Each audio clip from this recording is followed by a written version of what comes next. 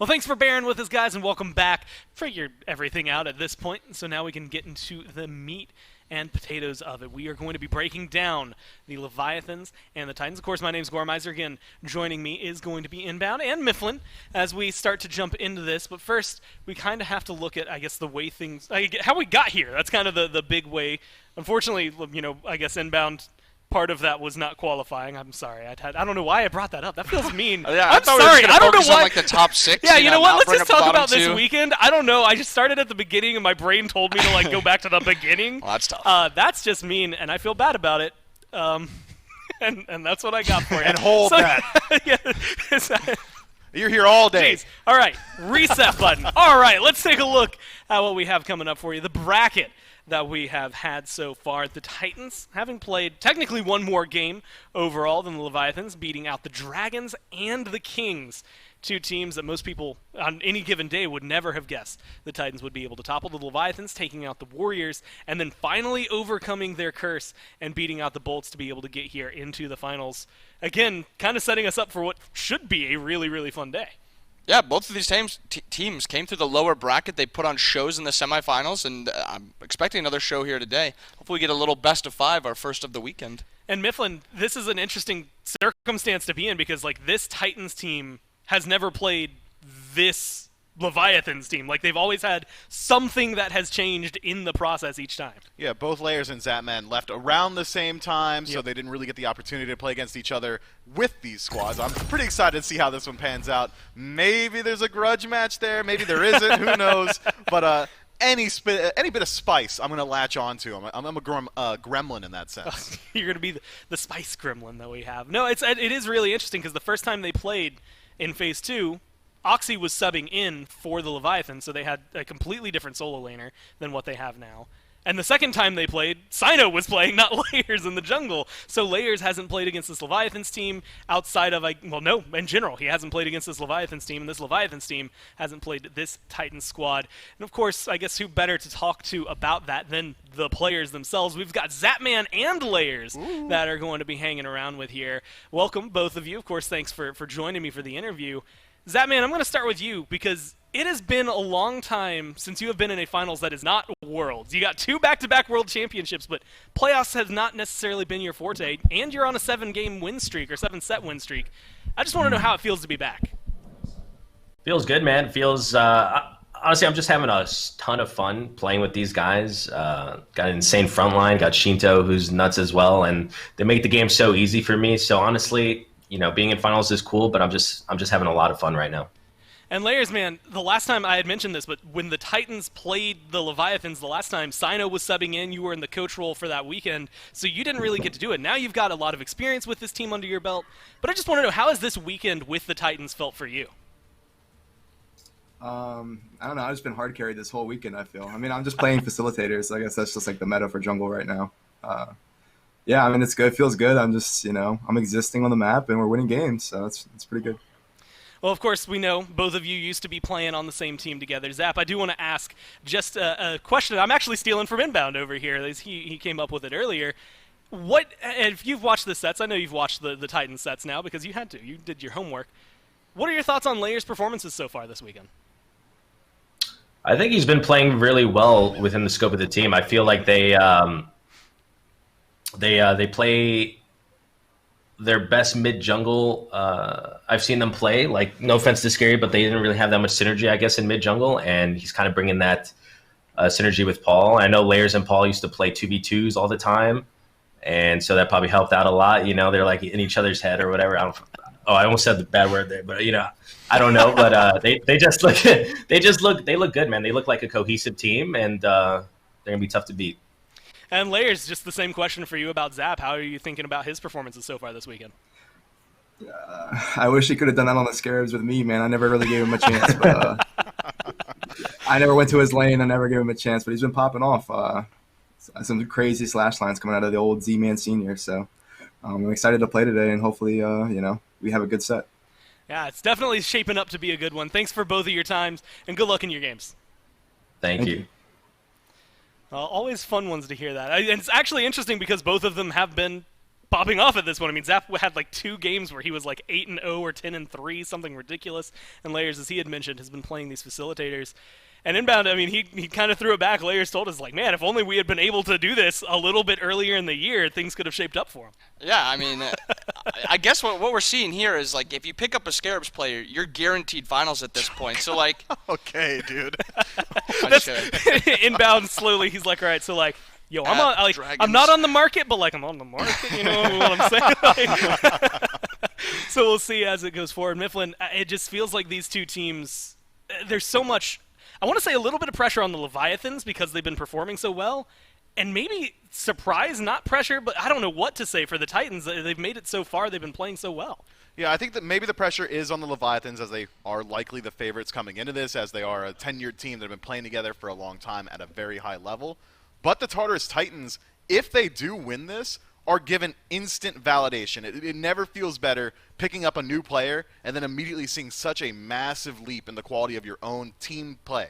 I mean, they went from nearly bottom of the pack to now contending to win the playoffs with their new jungler. If there was any doubt in any of their minds that, you know, maybe we should have just stuck with Scary D, I think you can eviscerate them if the Tartarus Titans win here today. Wash that one from your mind, although right now they do still have an incredibly difficult opponent to get through. The Leviathans are who we're going to be looking at first. Zapman, very specifically, not only pulling out a wide variety of gods so far Inbound, but he has been having the time of his life. I mean, his KDA is 4.19 just for the playoffs. It seems like no one can touch him. Yeah, I mean, his crit chance this playoffs has been pretty insane. I wish he had that back in the Scarabs. He had like 80% crit, and he'd never crit with us, but like now he gets 20%, and he's got 100% crit, it seems like. I think it's this play he hits like 2 600s in a row. Yeah, and then the one by Gold Fury hit double crit. He did an explosive arrow with Jinwei, and he just started critting everyone. Like, 4, 5? So he actually can't not buy a crit. That hurt to watch again. Like, I remember watching that and, like, how much that blew my mind at the time. I can't imagine being a Bolts player and having to watch that back. Like, nothing about that feels good. But Mifflin, I mean, we even got these snipes. This was well played from them. The way the Leviathans were playing almost always worked in a way where it's if Shinto died, Zap would carry, and if Zap died, Shinto would carry. It seemed like they didn't really care. Like, if one backliner died, the other one just cracked their knuckles and stepped up to the plate. Yeah, they were creating space for each other. It's, okay, you're going to spend all your time diving Shinto. Well, Zapman's hitting every crit possible, as Bobby said. And if you're diving Zapman, or diving Bobby, Shinto is having a very easy time inside of the game. I mean, this is a two-pronged threat from the Leviathans that is facilitated by one of the best front lines in the league, and it's something that's kind of a hangover from their days as Sanguine. Their team fight is incredibly strong, and I'd argue with Zapman now acting as a pseudo shot caller, gotta assume that he's using some of that veteran tenureship to help out this squad, their team fight's only gotten better. And I wasn't sure that we'd ever be able to say that about this squad, but they are legitimately looking like one of the most cohesive teams to have ever played Smite. And they have to take on the Titans here. So the Leviathans obviously have been looking good, especially in their set yesterday versus the Bolts. But the Titans have done what some would argue maybe feel like impossible feats. They took out the Dragons in their first set and then took out the Kings yesterday. I believe, number 4, number 1 so far in the standings, at least after Phase 2.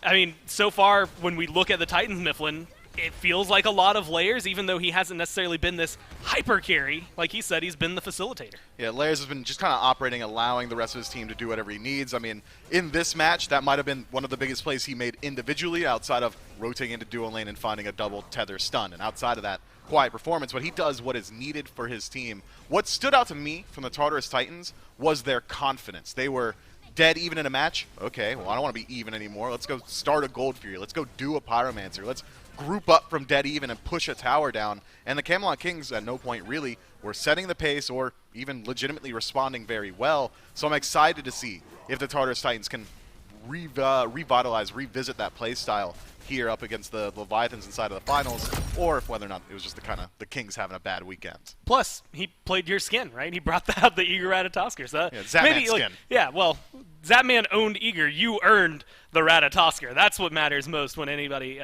looks at that. Inbound, though, the Titans, I mean, this has been a completely different look from this team. I mean, you look at the first week they had Layers, what was that, like week 6, phase 2, and things seemed like good, but like it wasn't this. Week 7 they had Sino. Week 8 they bring back Layers. Like, this has been a different performance. Yeah, and I think like a lot of it really just comes down to Lairs and what he's doing in that early game. He is allowing Paul to just get a bunch of extra farm while making the other mid just super uncomfortable and unable to play the game. You saw that dragon set. He was punishing her at every chance he got. A lot of it was coming back to Paul too, but Lairs did facilitate that early game to get Paul to the late game and then be able to win those late game team fights. If there's anything I've learned with Paul on the team, setting him up for success seems to do pretty well. We learned that at Worlds. We can go to picks and bans now to see if the Titans are going to be able to find that. Leviathans will be your first pick, and this is something worth mentioning because it doesn't come up as often. They haven't been, well, I guess they were on Friday, but that harkens to the point. When they start a set first pick, they have not lost that set in Phase 2. Wow. They have lost a couple of games as first pick. They have not lost that big ol' set. And so that's going to make a interesting time here. Either the Titans are going to break a streak or the Leviathans are going to continue one. They take out the Artemis, the Erlong, and the other side, Hell, already getting banned away. I know I've seen a lot of people, and Bobby, I'm sure you're one of them, where Hell is on the forefront of their mind of gods they do not want to see today. Yeah, Hell, Yemoja are two of the gods I just do not want to see today. And that Erlang ban is actually super strong because of how strong that 2v2 is. On Friday, I talked about it that the 2v2 so far has kind of dictated this this tournament so far, and that Erlang in the level 1, level 2, even level 3 brings out too much pressure, has too much damage, too much kill potential that you just kind of got to get rid of him and put Lairs on something else. But it does leave his Osiris available. It could go towards something like the Ratatasker. Lairs has a very deep god pool. I think it is also worth noting this Artemis ban directly targeted at Cyclone Spin. The performance we saw from Cyclone Spin yesterday cannot be repeated. I mean, you got to tie that one up, put it in the forbidden text, and forget about it, because if he is allowed to even have 50% of the performance that he did yesterday, I think the Tartarus Titans take this in 3. That is how dominant he was out of the Hunter role. So removing this Artemis, I love it. I think it's just perfect. And Artio as well. I'm with you, Bobby. I don't like seeing healers. Actually, you said all of that, and the only thing I could think yesterday, there was a point where Zap was talking to us, and they were talking about the fact that sometimes, like, if scrims are going poorly for them, Yarkor will lean back and be like, maybe I don't make this switch, right? Like, maybe I stay carry for the team. And so he's probably hoping for just as good a performance as he's had the last few days. You had mentioned it just now, Mifflin, but Artio banned out by the Leviathans. Titans looking for their final ban. And this healing has been very prominent all weekend. I mean, we have seen the Hells, we've seen Yemojas, we've seen these Artemises. We haven't seen, like, Chang'e, Sylvanas, or Aphrodite, probably for good reason. Don't jinx but, us. don't jinx us, Score. Come Why on. not? What do you mean, why not? We're just talking about we don't want to see the healer. I want a good, You're telling me clean... you wouldn't be excited for a Chang'e game? No. Okay, well, what if it's Chang'e jungle, Bobby? No, even then, just keep the DJ healers playing? on the bench. Well, the Heimdall ban comes out from the Titans here, and so the Leviathans get to opt for their first pick. The Tiamat, Bobby, has been glanced over a lot. Like, yesterday there were games where just straight up not picked, and here it's getting picked behind Osiris. What happened? I mean, Tia is still an unreal pick. The amount of damage, pressure, everything she pushes, I mean, not pressure, amount of damage and then just like late game kind of team fight, how hard she is to kill is super, super strong. But right now, this 2v2 meta is way too important for Tia to be able to play in the matchup and not get pressured out. You've seen those Hells in mid, a bunch of other just like level 2 gods in mid lane that Tia just does not have the strength of those gods, and she's not going to be prioritized as much. And it makes sense that we're not seeing the Tiamat prioritized so high up because every other meta mage is still available. Morgan Le Fay's out there. The other Morgan, the Morgan, still available as well. Persephone available, so you don't have to immediately go towards your mid-mage. So the Leviathans elect to take away one of Lairs' best picks inside of the Osiris, and that leaves the Titans in a position where they can take their pick of the litter with the mages. And of the mages still available, Tiamat may not be as strong as she once was, but I still, for my money, think she's probably the best mage in the game. Odin and Tiamat locked in there for the Titans, and they only got one Tiamat game in yesterday, and you'll never guess what happened. Paul won with it, so looked good on that pick. Serket locked in on the other side. And this has been another thing we've seen a lot lately, this Osiris plus Serket, these kind of combos. Now with Origen on there, still worth mentioning, Scary. Undefeated for the Leviathans every time that they have locked it in and played it so far this phase. Inbound, I mean, this is a scary lineup. Yeah, and Raijin is one of those pressure gods in the early game. Level 1, 2, 3. He's got kill potential, lane clear, good 2v2. And then you look at the Osiris Serket, and they're just good flex gods. Serket's probably going to go support, but Panatom can always play it. Osiris is probably going jungle, but can always go solo to Yarkor. So they have these good flex potentials and this good 2v2 coming out from that mid laner. Nothing but power for them. Also, this Khepri, Mifflin, this one kind of caught me off guard. Yesterday, like, to the point nobody else was playing him, and then he becomes a first pick in the Kings Titans set where people are grinding for it and arguing over who's going to be able to pick him up. I mean, the ult's powerful, but is he someone that is so strong in this meta right now? Look, to this day, and even before the playoffs, I go into every ranked game, I ban Khepri. It is one of the most frustrating gods to play against. There is no worse feeling than rooting your opponent, just completely rounding him inside of a team fight, dropping him down to 5% HP, and then Scarab's Blessing shows up, and you're like, okay, so I can either kill him and reset him back to his support, or I let this man walk away from me that I've already worked so hard and committed so many resources to killing. And that's not the only thing that makes Khepri good. His engage is strong. Abduct is a great tool to burn beads. You're going to have the root from a range as well. You can give your team defense with a second ability. This is a very versatile pick. I think that Khepri is in a similar spot to Ymir in that every 4 or 5 months, they kind of just come in and out of the meta. People forget that he exists and then remember, oh wait, reviving my teammates are just good. And when you have a composition with gods like Tiamat, with gods like Ram, you're going to have great targets for the Scarab's Blessing. Ram goes up into the air when he's getting dove, buys you a ton of time for this Khepri to get in position to just walk up and press 4. Tiamat's going to carry you in a late game team fight. Maybe I just keep her alive and she can keep doing it for me. Plus, we've seen how essential these ROM snipes have been in a lot of these fights, taking out backliners immediately. Catch up on the bans, though. Kabrakan, Cerberus taken out by the Titans. Izanami, Ratatosker banned out. So a couple of shots towards Cyclone, and then a shot over there towards Layers as well. You had mentioned the ROM getting locked in, but now we jump back to the Leviathans. Kakullen is their pickup for the solo lane, and inbound, this has been, and was for the longest time, the pick for Yarkor. Once he swapped back over there, it felt like the only thing he was playing was this Kakullen. They also get the Jingwei for Zap. Feels like a good way to round out their team. Yeah, I mean, it's just kind of how they draft. Like, this comp is just something exactly what they wanted. They get Panatum on that god that can force pressure everywhere on the map, kill potential almost anywhere. They get the solo pressure, they get jungle pressure, good 2v2, and then they have Zap playing something safe, far back, can live in those team fights and just crit away. Yeah, this draft is so strong, man. As you already highlighted, the early game pressure can likely find itself rooted through mid. I mean, Raijin has a great matchup in a Tiamat in mid, especially for the first 5 or so levels. Tiamat, of course, one of the strongest mages in the game, but not exactly known for her pre-5 prowess. So, if anywhere, I want to see the Leviathans find aggression very early on in the mid 2v2, maybe not the 3v3. Once supports start to rotate out, I think Tiamat's already starting to hit her stride, and with Khepri with an ultimate we've already highlighted, it's going to be very hard to shut down this god. The Tartarus Titans, for me, are just saying, Layers, we need you on this Camazotz get us to the late game, and then Paul's going to do the rest for us. That's actually exactly what I was going to ask. They lock in this Camazotz last, but when I look, so Camazotz, pretty good for most of the game. Then you get Ram, Khepri, Tiamat. Odin, I guess, can flex in that early game as well.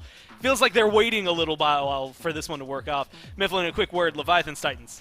If I had to choose one, and I do, I'm probably going the Leviathans, man. These guys have just been looking so good. But if the Titans win this one, I think the Titans win the whole thing. Oh, well, I was just curious about this game, not the whole set. Okay. You'll just this game, the Leviathans. Leviathans. But if the Titans win this, the whole set. Good on you, Miff. I like that you stuck to your guns. What about you, Inbound? I just think the Leviathans draft just matches too well up against this Titans draft. The one worry I have is that Khepri can maybe get off some big ults against that Circuit and maybe make it so very hard for Ronnie to play the game. But the 2v2 is so strong on the Leviathan side, and Layers last time he played that Kama did not look as strong. Well, it's game number 1. It's finals time, baby, and we've got Dave and Aggro standing by. The time has arrived to crown us a Phase 2 champions, and it's the Leviathans and the Titans standing strong at the end of the weekend. Aggro, neither of these two teams got a first round bye. They've both gone the distance, and they both absolutely deserve to be here, dug alongside us for game number 1. And what a storyline we've got, not only between these two teams, but Zapman and Layers, the guys that we interviewed earlier on, they're on a team together earlier on in the phase. They part ways. They meet together again here in the finals. What a wild ride Phase 2 has been, man. And hasn't it? It set us up for a really fun final set, I think. I mean, not just that Layer Zap storyline and the fact that we've seen a lot of SMITE from both of these teams, as you mentioned, both having to play in the quarterfinals. I mean, think about the routes the Tartarus Titans had to take in order to get here. They had to beat the Jade Dragons and then the Camelot Kings in back-to-back sets. And they really dismantled the Kings when you watch that set back. So I'm impressed with what the Titans have done. Honeymoon phases, we talk about them a lot when it comes to roster changes, and if you doubted their strength, I think you need only look at who we've got in the finals here today, because both these teams playing really good Smite, and a lot of it's because of these new roster additions. Yep, the Titans dismantled both of the teams they played this weekend. The Leviathans looked great in their first set as well. And the nerve check now, in my mind, for this Atlantis Leviathans team, that they have been so strong during the regular season in both of the SPL years that we've seen this roster falling short during a lot of the tournament event we have had.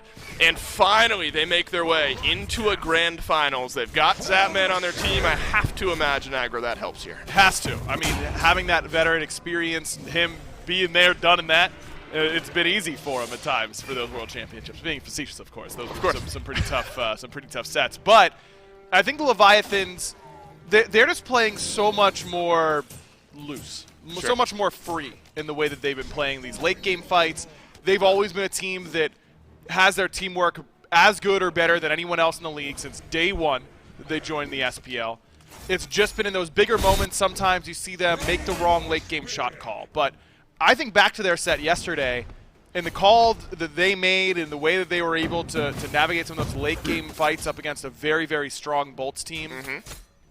There's just a different air about the Leviathans right now. They just feel different when you're watching them. And I think that it's hard to credit that to anybody but Zap. He's the main difference. I think they were your pick, right, going into this weekend. And you maybe are feeling confident. We'll see how game number 1 goes at least. I think some fun to be had in the mid lane here in this matchup. Paul, yesterday alongside Cyclone Spin, both of the carries for the Tartarus Titans showed up big in that set win over the Camelot Kings, but Paul really stood out to me on this Tiamat pick specifically. And some conversations around Shinto as well, and playing like one of the best, if not the best mid laners in the league at the moment. You give him a powerhouse pick in the Raijin, which the Leviathans haven't lost on yet, by the way. I think that builds up some intrigue here in game 1. Depending on how this game goes, we might be able to just go back and look at Hurwin's Twitter, because yesterday he tweeted, "Can't give him Raijin," and we might be able to just slam retweet on that one, because it has been nearly that automatic for Shinto on this pick throughout this phase. As you mentioned, undefeated. I just think that game 1, we talk about it a lot when it comes to best of 5s, how important is game 1. It's inherently the least important of all of the games, because you always have the most opportunities to bounce back no matter what happens. But I think it is very important in terms of picks and bans. That's where it holds the most weight. And this trade of Tiamat for Raijin, if it works out well for the Leviathans, that's going to put on a lot of pressure on the Titans moving forward in these picks and bans in this set. But if it's clear that Paul's able to outperform and do a little bit more in these team fights than Shinto on this Raijin, and that opens up these drafts a little bit for the Titans. So in that sense, I think this game 1 carries a little bit more weight with how similar the God pools are in the mid lane. Might see a little something on the right side of the map here. Layers takes a chunk of damage from Yarkor, and the first ultimate of the set gets spent. And it's Benji with the cage around Yarkor. Bat out of hell swoops through, and the last bit of damage ticks in, and it's Layers with first blood in the Phase 2 finals. Yeah, that's just simple cutting there for the Tartarus Titans. I mean, Yarkor, his jump is down. Oh, okay, I'll just come in and ult him because I'm Odin, and that should be a pretty free kill for us most of the time. Good identification by the Titans and Benji. We want to talk about veteran presence. I mean, how many LAN finals has Benji been to at this point? Dude has been an absolute house his entire career. It just makes the right play at the right time and punishes Yarkor for a jump he shouldn't have made. Luckily for the Leviathans, Rongyu's been low on the right side of the map. That's not the lucky part. The lucky part is that he hasn't gone down yet, because Aurora on this Khepri aggro, and it's something that the desk has talked about a little bit. Khepri has started to carry a little bit more weight in the threatening department, hasn't it? As a pick where, for so long, the conversation has been relegated to, well, he can play defensive pretty well, right? And he can res you in these team fights.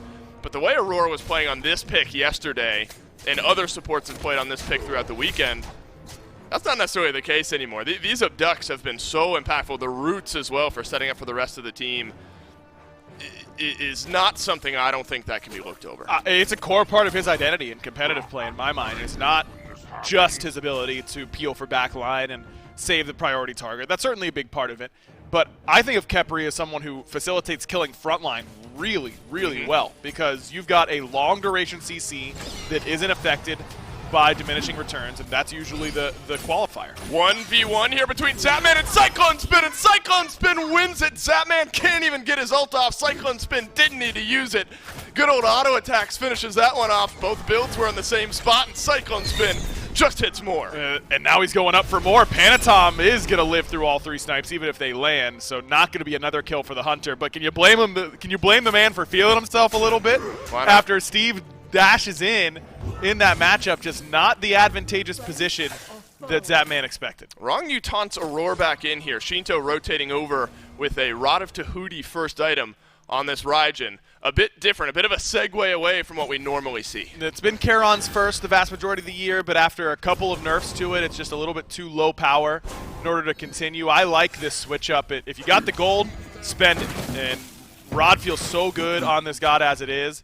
Getting it early, yeah, it's expensive. You know, you used a lot of gold, but you've got one of your major power spike items. Oh, this could be a run back of what we saw earlier. Yarkor gets a nice double knock-up. The Bat Out of Hell needs 1 or 2 more swoops, and Layers hits them both. Yarkor down yet again. Panatom trying to close the gap, but it's a Scarab's Blessing on the Layers. It will not get procced, and so Layers will be in a bit of an awkward spot here. It's a stun down, a toss back from Rongyu, but Layers lives on. Oh, and it's Panatom who's actually in trouble. Shinto! Shinto's Taiko drums don't do it, but Percussive Storm will. Now he's trying to kite backwards as the rest of the Tartarus Titans walk back in. It's a 1-for-1 trade on right, and Yarkor has not been able to roam free just yet. A level down and 2 deaths in the bank. And this is kind of worst case scenario now for the Leviathans, because it's really twofold. Number one, Camazotz is not a god that I think should threaten you until the very late stages of the game. And now he's going to be threatening early because he's got 2 out of the 3 kills for the Titans early on in this game. And in addition to that, you've also got both of your side lanes losing now on the Leviathan side. Zapman cannot win this trade. He is a tier 2 Odibo down and will at least airstrike away. Zapman had the red buff, so maybe felt a little bit more confident with that. Cyclone Spin spends the ult, Zapman does as well. And Cyclone Spin, I think that's a continued storyline from yesterday. Pivotal, if not the most important in the Tartarus Titans win. The Izanami was popping off yesterday. The Rom looked great. There were moments where all of his damage were from the snipes, and then he quadruples it over the course of one team fight by the time the auto attacks were able to hit in the late game. Getting Cyclone Spin off to a great start, especially a 1-level and 1-kill lead. Pivotal now to the Tartarus Titans, even outside of Layers with 2 kills. I mean, in that Jade Dragon set, Cyclone really struggled in the laning phase. That was part of the strategy there for the Jade Dragons. I mean, it's Dan Zaburo, you know, picking for the solo kill, and Panda Cat was doing that pretty consistently, looked very strong in that set, but Cyclone was still managing to come in and be impactful in the late stages. If he can get off to a good start, then imagine what he can do. The cavalry is here. Beads for Cyclone Spin will get used a little bit late, but he doesn't have his ultimate. Panatom jumping into the back line. A great Scarab's Blessing from Aurora, but Cyclone Spin turns around the damage, and he runs away. No! Get another as well. Panatom at least able to pull one back, but now the chase is on, and the Osiris will get knocked up, pulled on back. And the Leviathan's able to strike Paydirt with 1, but the Titans turn it around for 3. 6-2 in just 9 minutes for the Titans, and it's centered around the side lanes as Benji just solo killed Yarkor on the right side of the map. Do the Leviathans know we started kind of late, Dave? You're right. What's going on? I mean, plenty of time to get coffee and right. food. Yeah, no excuse for not waking up in time for this one, man. The Leviathans just off to a very slow start, and the Titans look locked in from minute 1. And now it is a 3-level lead in solo lane for Benji. And now if you're Panatom, where do you go? I mean, what's the play? And this is where Khepri feels really oppressive, is in moments like this where you've got so many things you've got to worry about, and your hope is, okay, you know, if we can just catch Benji out, he's going to be overextended, or Layers is going to go for a play and miscalculate his damage, and then we'll kill him, and then we'll be back in the game. And now all of a sudden there's a Scarab's Blessing on that player, and we can't get that kill, and we can't make that play happen.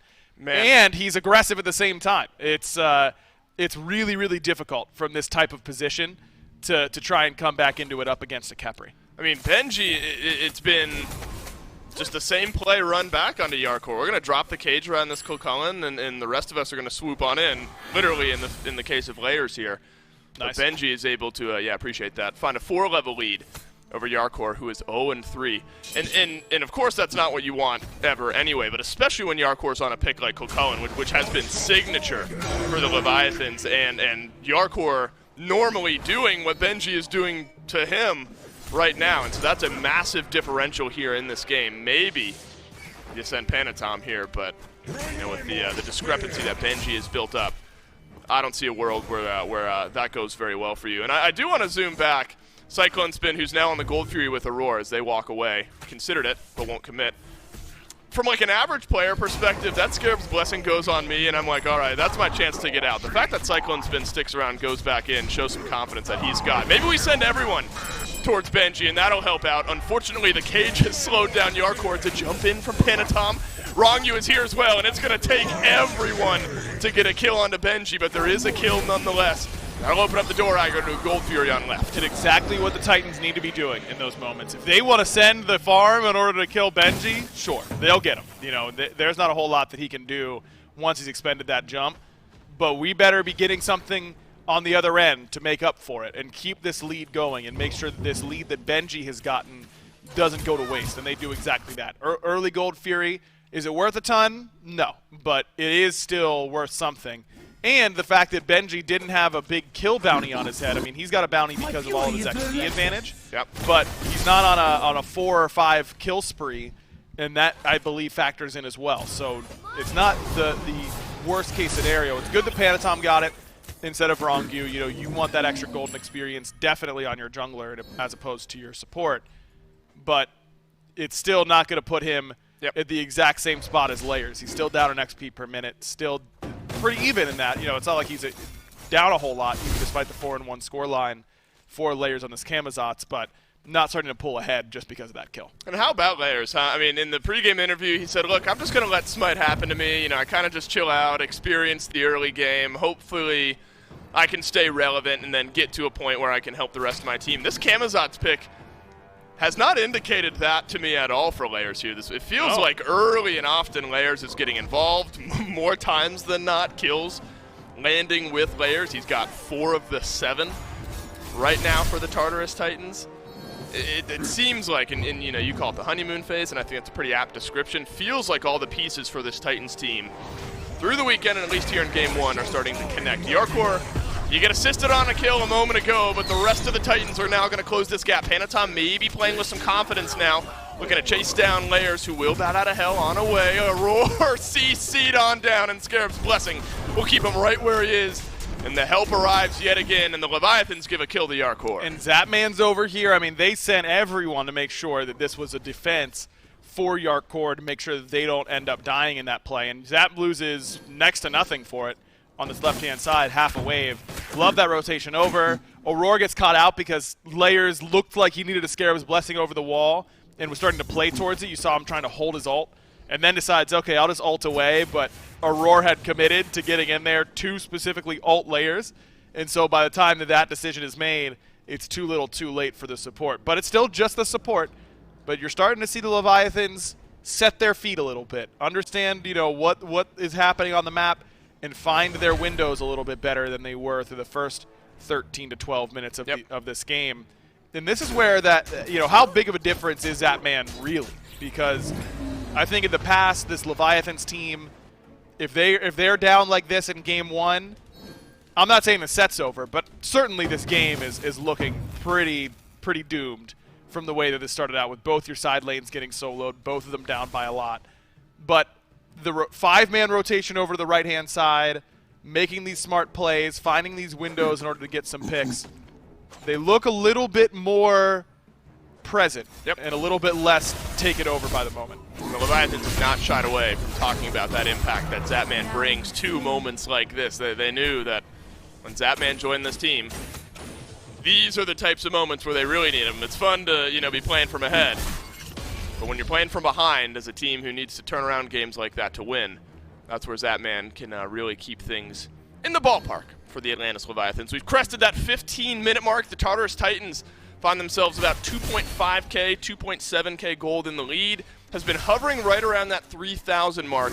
The Leviathans have done a good job of slowing down that bleed, though, because it felt like for like a 10-minute period there, specifically on the right side of the map, everything was going to the Titans. It's this next range of neutral objectives where the Leviathans can really close up that gap, or the Tartarus Titans can really push it. Exactly. This next team fight is critical because it's either the Leviathans keep the ball rolling on their side of the map, or the Leviathans are able to put their foot in the sand and be able to make a play.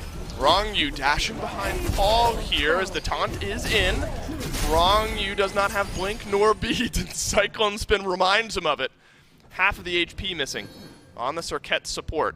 0-1-4 is matched up well against Aurora, who's 0-1-3 up to this point, but that space in the mid lane has bought a pyro for the Titans. You see already how difficult it is to lock down Paul even without his purification beats. But Rongyu's still looking for it, but he is all alone. Oh no, Cyclone Spin did a lot of damage, about half of it, in a moment just like that a second ago, but Rongyu's going to dash on out of this one this time around. So the Pyromancer goes quietly. You don't have to sell out for that if you're the Leviathans. This is next Oni Fury, where things could get different. Yarkor's all the way on the right side of the map. Benji is here for this one with a 2-level lead.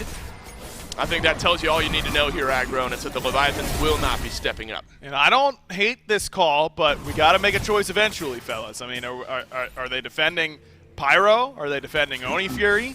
Are they defending a tier 1 tower in mid that the Titans are fairly likely to group for? Are they defending Fire? You know, where are we actually deciding to defend? And it makes sense to not contest an Oni Fury in a game state like this.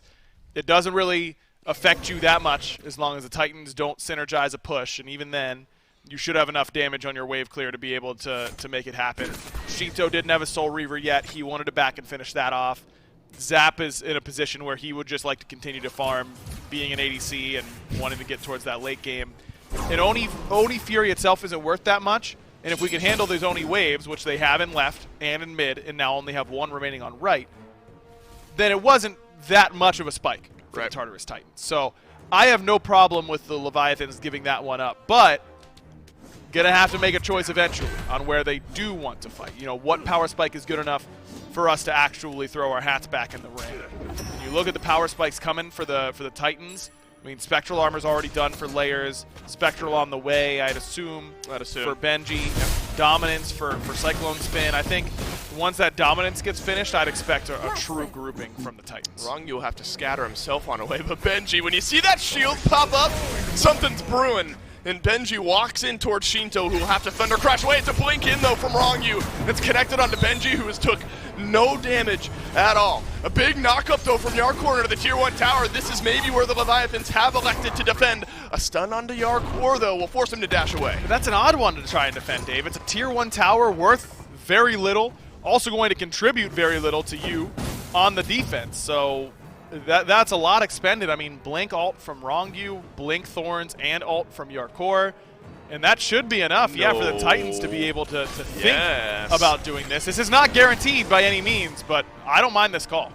How quick is the rotation from the Leviathans? It's got to be quick. This Fire Giant is already down to half. Wrongyu is close by. Yarkor is also close by. Neither of the two of them have Blink. Benji drops the cage on around, and Wrongyu is down before he's even walked in. One last snipe from Cyclone Spin will finish it. He's got it. Zap! On the other side of the fight, Zapman's all alone, and he'll join his teammate in the grave. Now the Tartarus Titans with the 2-man advantage surge in. How? What? Who? When? Where? Why is Zapman in the backline? I don't understand how he got there, but he didn't get anything off. Died in the midst of the airstrike, had both his relics, and it just didn't matter. And the Leviathans just came into that fight so scattered, didn't have great ward coverage as expected on an objective like this, so it's difficult for them to face check. Both their frontliners had used their ultimates, and the Leviathans just get so split up. And the Titans, they were fairly split, but not enough to warrant what we saw there from the Leviathans. I mean, Taiko drums wants everyone clumped together. You know, you want to be able to toss a Raiju on a frontliner, hit the drums, and then be able to just slam through the entire team fight.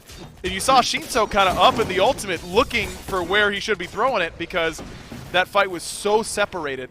And the Titans just making it look easy so far in this game. This lead that they garnered in the early stages continues to really pay dividends. Cyclone Spin and Paul have been under minimal threat in this game. And now they've got Fire Giant. They're going to start to siege. And they've got a pretty decent siege composition. Layers puts threat on a Phoenix all by himself. Benji's hard to kill. and you've got the poke there from the Tiamat in order to help facilitate these Phoenix sieges. And you mentioned some of the power spikes that'll be happening shortly. Well, Paul's finished a rod up to Hootie here. Benji does end up going into that Spectral Armor. Cyclone Spin's got a dominance, something that we normally see reserved for the last item in these Hunter builds. Zatman's got one, or working towards one as well. And the Titans rolling the Leviathans in game number 1. We are 21 minutes in, and we're already looking at a Phoenix defense here. And that feels extra bad because Shinto's kind of had about a half to 1 level lead over Paul this entire game. That's a lot of what the Leviathans like to do. And that fight right there, as you talked about reasons that we couldn't see the power spike in Shinto, that's where you would have wanted to, because this Raijin is in a great spot to impact this fight, and we just didn't get to see it there from Shinto. And this base is getting cracked open early into this Fire Giant power play. We're still 2 minutes, 20 seconds from this one being over. And there's only one Tier 2 tower left. Zatman alone in the Titan side of the jungle. I don't think he's under all that much threat. Instead, it's the Pyromancer looked at. Good choice by Zap to let that one go, not stress about getting it, because it would have been difficult for him to survive if he had just committed to that Pyromancer. And the Titans playing this one very patiently, and I think they're actually making the right call in doing so, because even with Fire Giant, they aren't up by that much in their itemization that you can just brute force your way in and do whatever you want, despite the strengths on the siege, as I was just highlighting.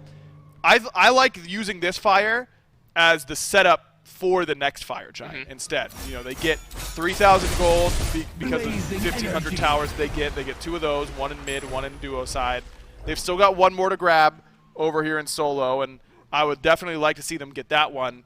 And then you can just set up with great ward vision, and instead of taking a fight with fire up like 3,000 to 4,000 gold on the Leviathan's Phoenix, you get to take a fight up 10,000 gold on fire, or up 11,000 gold on their Phoenix, but you've gotten more power spikes since then. You know, upgraded starters for 4 members now on the Titans, only Aurora without his quite yet. Whereas you look across the way, you got a couple level 20s there for the Leviathans, but maybe not the gold in hand in order to finish them off. So I like this call from the Titans. I think. I don't know. Now they're going left side Phoenix, and this, Dave, I don't like, because you have 1 wave to make this count. 30 seconds.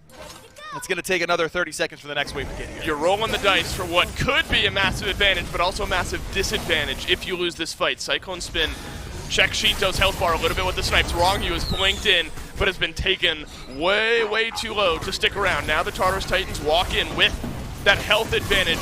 Cage out from Benji, traps Yarkor right where he is. Zatman with the airstrike out and away. Shinto sends the Taiko drums flying, but it's caught basically on an O on the Tartarus Titans. They've called the Leviathans on their defense, and no one is there to answer. 2 members of the Leviathans down. Will the Titans look to end?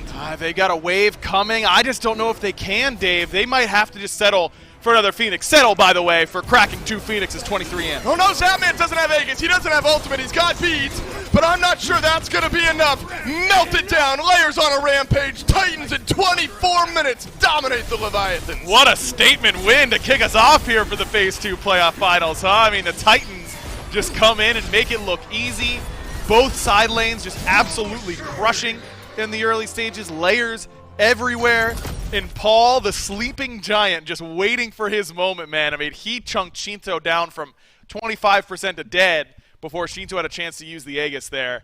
That was impressive from the Titans. And now it's test time for the Leviathans. How good is the mental? How important is Zatman to this team? Is he going to be able to bounce them back and get them ready to go for Game 2? Are we okay with taking Raijin over the Tiamat after what we saw? Because, look, Shinto was ahead as far as levels go. Look, when your side lanes are getting dominated like that... That's not on Shinto. Yeah, look. Still the first loss never the mid Raijin, laner's though. fault. That never is. You're right. That's true. That is true. This is the perfect duo to tell you that it's never the mid laner's fault. No chance it's Shinto's fault in that one. The Tartarus Titans, they've come to play. A Game 1 win to the Titans. Leviathans need to bounce back in Game 2. We'll see if they can right after this.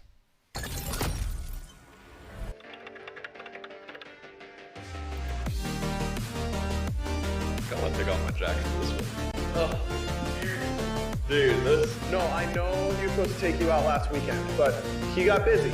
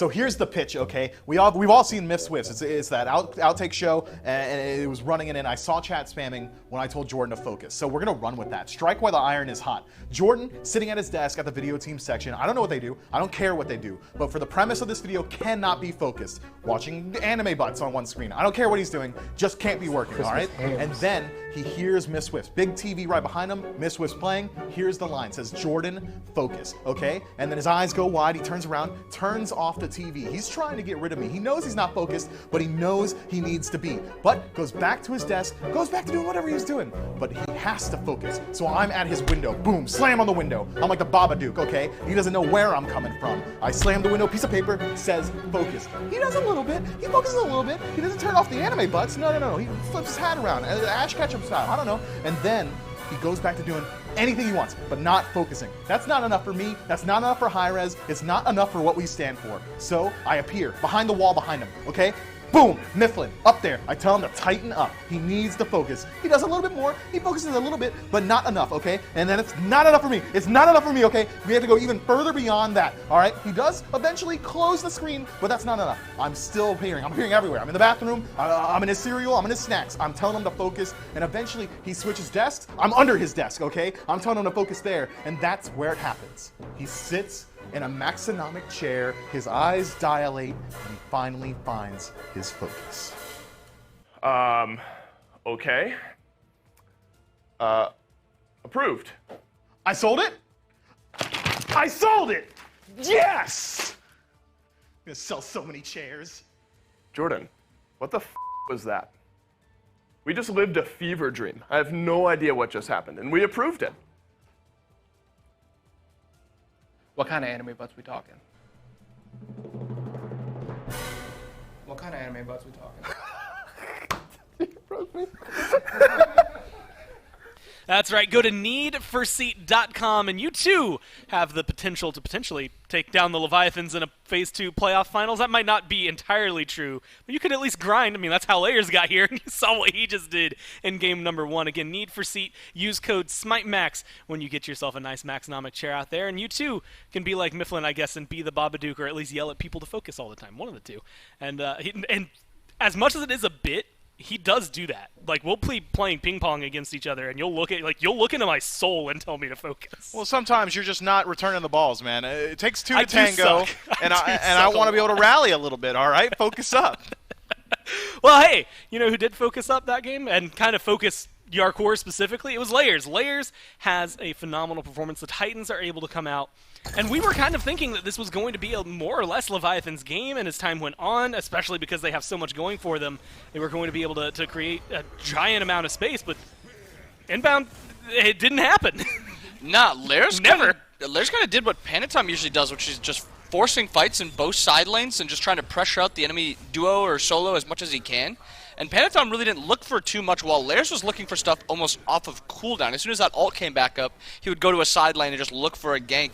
I think it got the Titans up like 4-0, 5-0 before Panatom even started looking for something. Yeah, this game was massive jungle diff, and it's not often you get to see that, or say that rather, in the current meta. Junglers don't usually make that kind of difference, but Layers absolutely does this time around, and the Tartarus Titans, with that lead out of the soul lane, were able to establish a lot of dominance throughout the early neutral objective team fights. We're going their way for the vast majority of this game as well. Gotta see more from Panatom, man. He's got to match at least some of that pressure. You don't have to fight Layers. You don't want to fight into this Camazotz in the early game because of how much damage he does. Okay, ignore the soul lane. Panatom can still go mid, could still have gone in the duo lane, but instead just really was kind of absent throughout this one. Yeah, 7-1-2 for him, an 8.0 KDA, 5.0 there for Cyclone Spin. And of course, there's some interesting plays throughout his reel. He had a lot of good damage as well. But realistically, the only thing that Cyclone did that really mattered the most was he soloed Zap that one time, and that's what everyone's going to remember this time around. But the Titans start off really well, and they do look at the damage numbers. It's not like they did anything insane. They just controlled the game early on. What was it, a 24-minute game? So it is just a game where they started out winning and then winning and then winning. They never really stepped back for them. How do you adjust to that in game number 2? Like, is it banning Camazotz? Is that what you have to go to, or how do you control Layers more? I mean, I really don't think it's jungle picks at all. I think it's just more of a playstyle thing. You just need more out of Panatom in the early game. He's picking this Osiris, and he's getting out-pressured by this Camelot. Yes, first picked Osiris. Oh, yeah. And this Osiris has been getting first pick for this entire weekend, and he's still just not showing up a ton. I don't know if teams are maybe overvaluing it or just not playing it exactly how they need to, but it's not looking as good as a first pick should. No, yeah, when you dedicate that kind of attention towards your jungle pick, you need to see more from it. The plan around the Leviathans likely should have been or was, all right, Panatom is going to act as our bridge to the late game with early game aggression. He likes to leave Shinto alone so he can play around either side lane. And then he kind of got out-pressured by layers in the early and allowed layers to continually find that pressure. You can't fall behind on Osiris and say, all right, I'm done. I'm not going to, oh, well, my late game's kind of bad. That's it for me. Instead, you got to take that fight inside of the early. Even if you are a level, half a level down, it does not matter. When you have a pick that has as much inherent pressure as Osiris, you have to utilize it.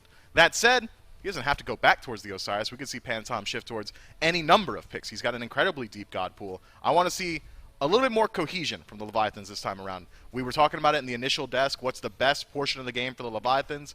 It's their team fight.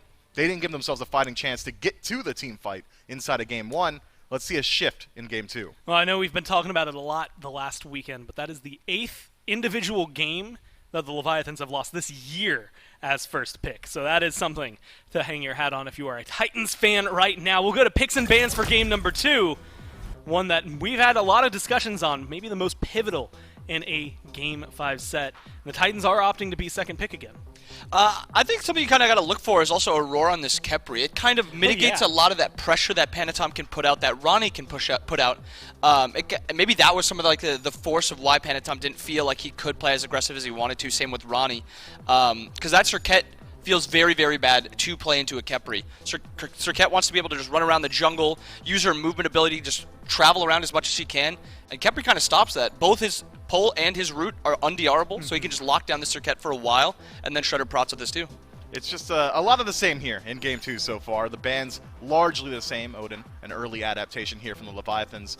I think that you're right, that Khepri does a lot to shut down that early aggression from the Osiris, but that's nature of Khepri. You kind of got to burn through those resources. If you put a ton of respect onto Scarab's Blessing, they don't have to use Scarab's Blessing. The threat of it was enough to stop the Leviathans in Game 1. You can say the same thing about Beads. I don't want to CC that guy. I'm not going to use my Ragnarok, my Stygian Torments on someone with Beads. They're just going to CC a unit. Somebody has to be out there burning these resources. You can't lose your confidence this early on. And speaking of confidence, the Tartarus Titans are playing with an absolute ton of it. That was raw aggression that netted them that game. I mean, I know Hindu had posted it on Twitter, but if you go look at it, there was a moment where he had messaged, because he sent it out to like all the pros, like, hey, just in case worst case happens, you want to come into the studio, be on the desk? And Aurora just replied, we're winning. And that was it. It was not, like, there was no conversation like, but yeah, I'll come in if that happens. It was, no, I'm going to win. You put a period on that. Yes, it was emphasized for them. And so you can tell that they're feeling that way so far this Sunday. Myth, you had touched on this, but the band's pretty much the same, save for one. Artemis, Erlong, and now the Odin taking place of where Ardia was. On the other side, it is once again the Hel, the Emoja, and the Heimdall. Osiris first pick. And you had said, Bobby, that it wasn't necessarily changing up in the jungle as much as it was the style of the jungle. It's not a bad pick for Osiris. It's not bad for Panatom, but he has to play differently. Yeah, exactly.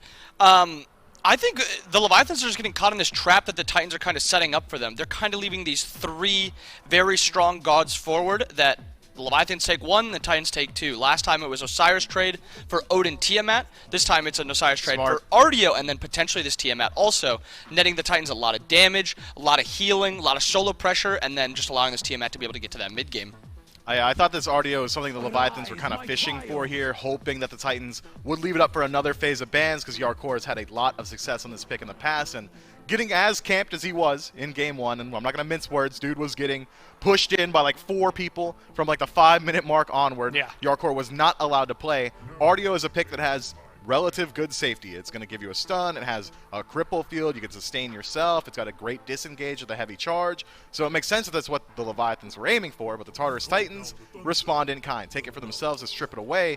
But this Cerberus pick has worked out pretty well into Artio in the past. You can interrupt her channeled abilities. You steal some of that healing for yourself as well, and has good CC, can buy some time inside of these ganks. If the Titans want to jam it down Yarkor's lane one more time, they're going to execute much better against the Cerberus. And the Cerberus was one that was actually banned away from him last time around before he went to the Cucullin, so they are able to scoop that up. Raijin, someone worth mentioning, lost his undefeated streak here for the Leviathans. Not something that you get to see often. They've been doing so well with that pick. And yeah, you know, Aggro and Dave on the cast said, oh, well, it wasn't the mid laner's fault. And, you know, their thing, their whole That's shtick, Aggro's thing, that man. they're mid laners, yeah. But, hey, he still lost, and that's what matters, I think, at the end of the day. Khepri locked in again for the Titans. And, Bobby, I mean, this one, you had kind of touched on it earlier, but, like, I see Tiamat, I see Artio, I see Khepri. I see 3 really, really hard to kill. Like, I don't even care what the bottom 2 are. That just feels good. Yeah, they have a very good comp that kind of mitigates what the Leviathans kind of looked for in Game 1. But I like that the Leviathans kind of went away from their Game 1 style of that Circuit. They kind of just now have this more AoE style that you get from a Cerberus, a lot of lockdown, a lot of damage, some anti-heal. I like their comp. Going away from that Circuit, waiting to see if they're going to go with the Khepri again no matter what, and then pick from there. Yeah, the Raijin's going to be able to spread damage throughout these team fights incredibly well with the Raiju, has good anti-heal procs to deal with some of this Artio if he does like to go for something like the Divine Ruin. Again, you still have that matchup of Raijin and a Tiamat, which you can abuse inside of the early game, which is what I want to see, by the way. Panatom, you can leave solo lane alone. I trust the Yarkor on this Cerberus to be able to survive some ganks throughout the early. And if that's where we're going to see Layers put all of his attention, you can instead shift yours towards mid. Utilize this Thunderclap into a Tiamat at level 3 with an Osiris. With Mannequins, you're kind of going to shred pretty early on. So that's one way for the Leviathans to root their aggression. Sorry for this pause here. I'm interested in this Gilgamesh pick. They're changing up the... No okay, way. Okay. Well, I mean, but this still, in light of Gilgamesh, like, kind of shifts things over. This means now Osiris solo, Serb support, Fenrir support, Osiris jungle, Serb solo? I mean, where's this Fenrir going? I mean, it's a good amount of just flex potential all around the board, but you've been seeing Fenrir's been prioritized for the support role this entire playoffs. You saw Roar actually play at the Titan support, played a lot during the first and second round. So I expect the Fenrir to be going to support. Puts on a lot of pressure, a lot of dual lane kill potential. He pulls beads, which is what you wanted to see a little bit of. Maybe you can get it pulls it easier also than the Circuit, and you can kind of just play around your ult. It's a little bit safer. And then you'll probably see the Osiris jungle, Serb solo, just to match up against that Artio. Well, Mifflin, they had taken away the Camazotz here. They lock in the Hachiman alongside that Fenrir for the Leviathans, but shifting back over. Leviathans ban out the Camazotz, so it forces Layers to go somewhere different. Artio and now Gilgamesh are the 2 that they have picked up, the only 2 differences here. And I don't know about you, man, but that just feels like they're better than what they had.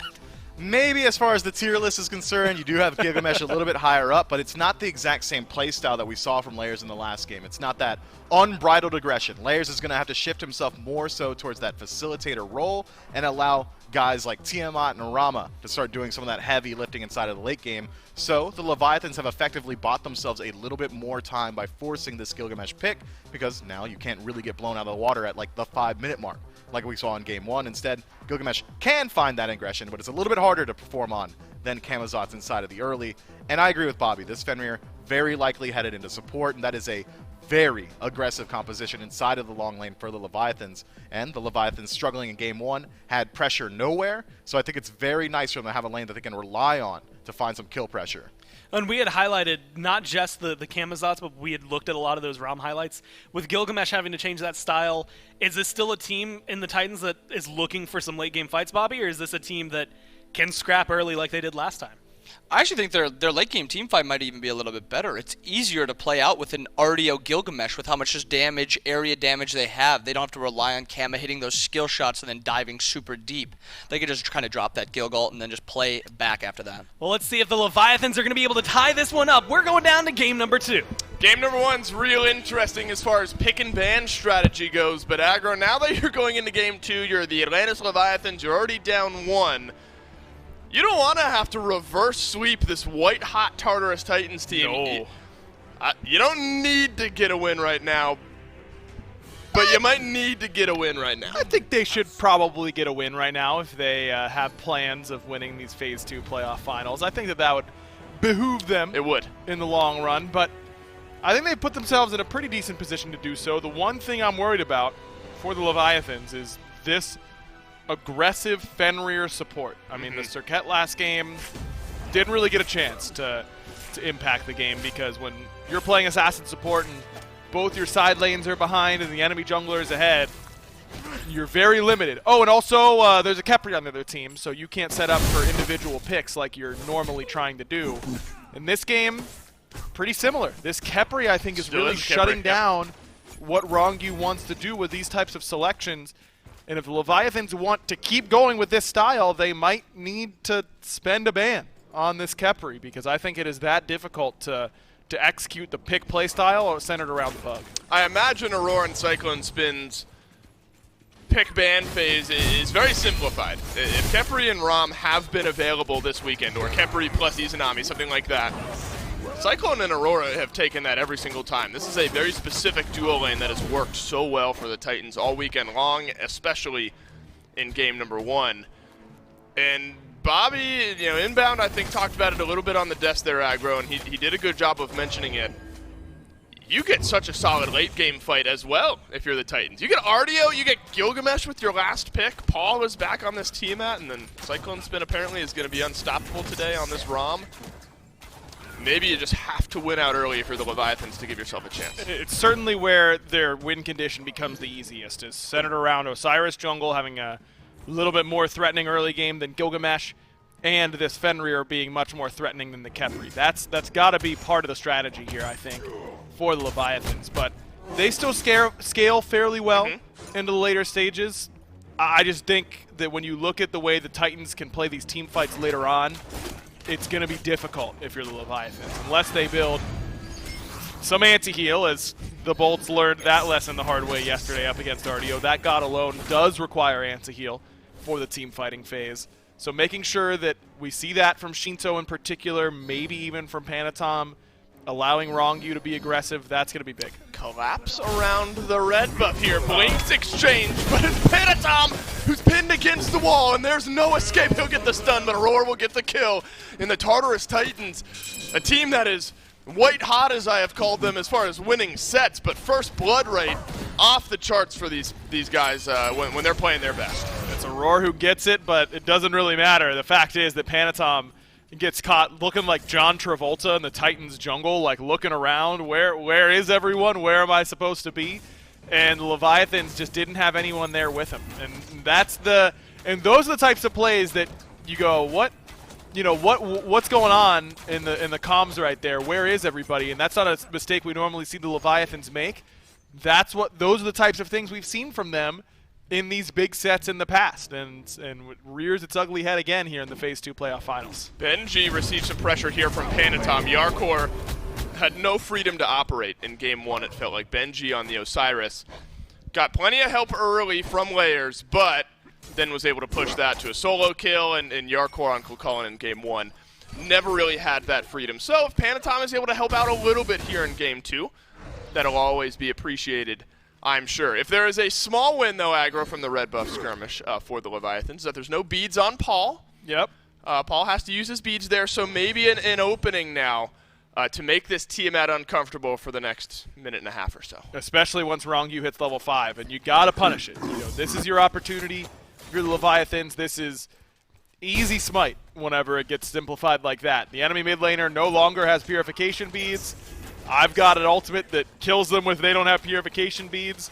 He's got to be there. And I think Aurora, recognizing that same thing, starts to shade over towards the mid lane immediately. Rongyu's going to be able to back by his tier 2 of his gauntlet. And then he should be heading straight down mid, because he doesn't have that much time now. It took a while to hit level 5. And Paul's going to be resetting sooner rather than later because he hasn't backed yet. So with all of those factors in, Rongyu likely has one wave in order to make this a guaranteed kill. All right, I can see on the mini-map there, Rongyu jumped forward, but Paul able to get back to base. So maybe, the timing clearly just doesn't work out for the Leviathans on this one. Rongyu hit level 5, chose to back. It's a small window to make work. And barring anything happening in the next 20 seconds, the window won't be there. So not all is lost. Paul playing this one smart. Chronos pendant early here. Shinto returning to a bit of a standard build now on this Raijin. Charon's coin early.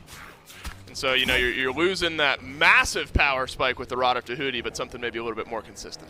Maybe felt like he needed more pen early in comparison to what he had last game, but I think more than likely it was just that He had the gold to buy Rod his first back game 1 and didn't in game 2, so he buys the Charons, no problem whatsoever. Paul heading towards that, of course, Chronos Pendant, knowing that he's probably not going to be able to fit that much CDR elsewhere in the build, save for Soul Gem, so wants to get as close to max CDR as he can. And that feels very strong on Tiamat, as it does on all stand switchers, because you just have more buttons to press, and pressing more buttons more often, usually a good recipe for success. What do you think here for Rongyu? Chooses Horrific Emblem first. You sometimes see a variety on the Fenrir. You know, maybe a Blink will pop its way into that first slot if Rongyu feels like that type of gap closing is necessary. This time the jump is going to get used onto Aurora. Hesitated to see what would happen, but nothing happens there in mid. You think Horrific Emblem's going to provide that impact? Panatom walks away with half HP. I like the pickup, specifically up against RDO. You don't really want to get a cursed Onk. I mean, you want anti-heal, but you don't need that much anti-heal. I think that just slowing that bear down and making sure that, hey, if I can force beads with my jump and then as the beads are wearing off, drop Horrific, or maybe as soon as Benji blinks in, drop Horrific, and then he can't really afford to beads it or else he'll get picked up by my Cerberus or by me, and then I'm in a really good position. Shutting down that mobility for the RDO, I mean, dashes that have been horrific don't feel like dashes at all, and you shut down some of his damage output. That really will make a difference for your back. So I like it up against the RDO in particular. Gilgamesh, pretty similar on those jumps in. Make sure you horrific him, and just kind of the anti-engage relic. And sort of in the way that Shell can be up against auto-attack-centric gods. Against non-auto attackers, Horrific usually does that job a bit better. Yeah, if Rongyu's able to find grouped up targets, not unlike this. As the Ragnarok pulls a roar right on back, but there's no engage on it. Instead, it's an engage on the Layers, but it's a great Scarab's Blessing. Rongyu is right on the other end, but Layers will jump up and out, and he will be just fine. It's a rotation in from Yarkor to pull a roar right back. Taiko drums are there, and Yarkor's the one who nets the kill now for the Leviathans. Some snipes head Shinto's way, but the Raijin stand strong. Really nice play there from the Leviathans. I mean, they're just able to eventually get it all working together, but it was a little bit jarred and jumbled for a bit for them. As Panatom's got to be careful here. There's a lot of damage. Cyclone Spin does a lot. Paul does a lot. Paul does not have a lot of mana, though. Benji rotates over, and Benji might regret that decision. Thunder crash in, and bye-bye Benji. Tartarus Titans lose another, and the Leviathans have showed up in Game 2. This is what we were expecting from the Leviathans, and it's centered around Rongyu on this Fenrir, getting a pick, ready to go. Roar doesn't really respect the Ragnarok ultimate. Makes sense. Shinto wasn't anywhere to be seen in mid and was walking towards Layers, only Panatom around, but it just displaces him enough to set up for a potential play, and that's exactly what happens, where Layers gets caught out. Aurora is not in a position to save him from a safe distance. I mean, he saves him over the wall, and that was max distance, I suppose, from where he could be, but still in range for Lord of the Afterlife, for Hachiman ult in order to come through. Those just too many chase down tools from the Leviathans, and I'll bet you that's why Zap went with his Hachiman in particular. That type of play right there lets you all in commit onto the target of the Scarab's Blessing, and then still actually be able to kill them off the revive because you've got guaranteed chase. And a great trend, if we're continuing with that man here, is what's happening in the duo lane for the Leviathans, because Cyclone Spin early, especially with the solo kill over Zap, started to separate things, and it felt like anyone on the Tartarus Titans was winning their individual matchups in Game 1. But now you've got Zapman off to a bit of a lead. 1 level for the Hachiman, a couple of assists there. He hasn't gone back to reset here in a little while. He's gonna have, you assume, a pretty decent power spike once Zapman's able to go back to base. And so those types of little things, you know, Zapman's great, of course, behind the scenes, shot calling, things like that, but kind of a new lease on life, it almost feels like, for Zap as far as playing Hunter with this Leviathans team. Jump in from Rongyu. Paul has beads, will use beads, and will jump away, but opening up a future opportunity in the mid lane of the Leviathans. Feels pretty bad there. You have to use your beads and with your Khepri right next to you. I do wonder if he could have just waited it out, played nice and patient, and been able to be on the receiving end of that Scarab's Blessing, but better safe than sorry. Red buff invade yet again for the Leviathans. This has been where the mindset is for the Levies here in game number 2. Plenty of pressure on the red buff. The first one, aggro, didn't work out great as Panatom jumped in alone. Since then, though, it's felt a little bit more consistent. The rest of the Leviathans in a better spot to walk in and assist. The solo laners, as so often happens, have somewhat been left alone on an island here outside of a rotation in from Yarkor.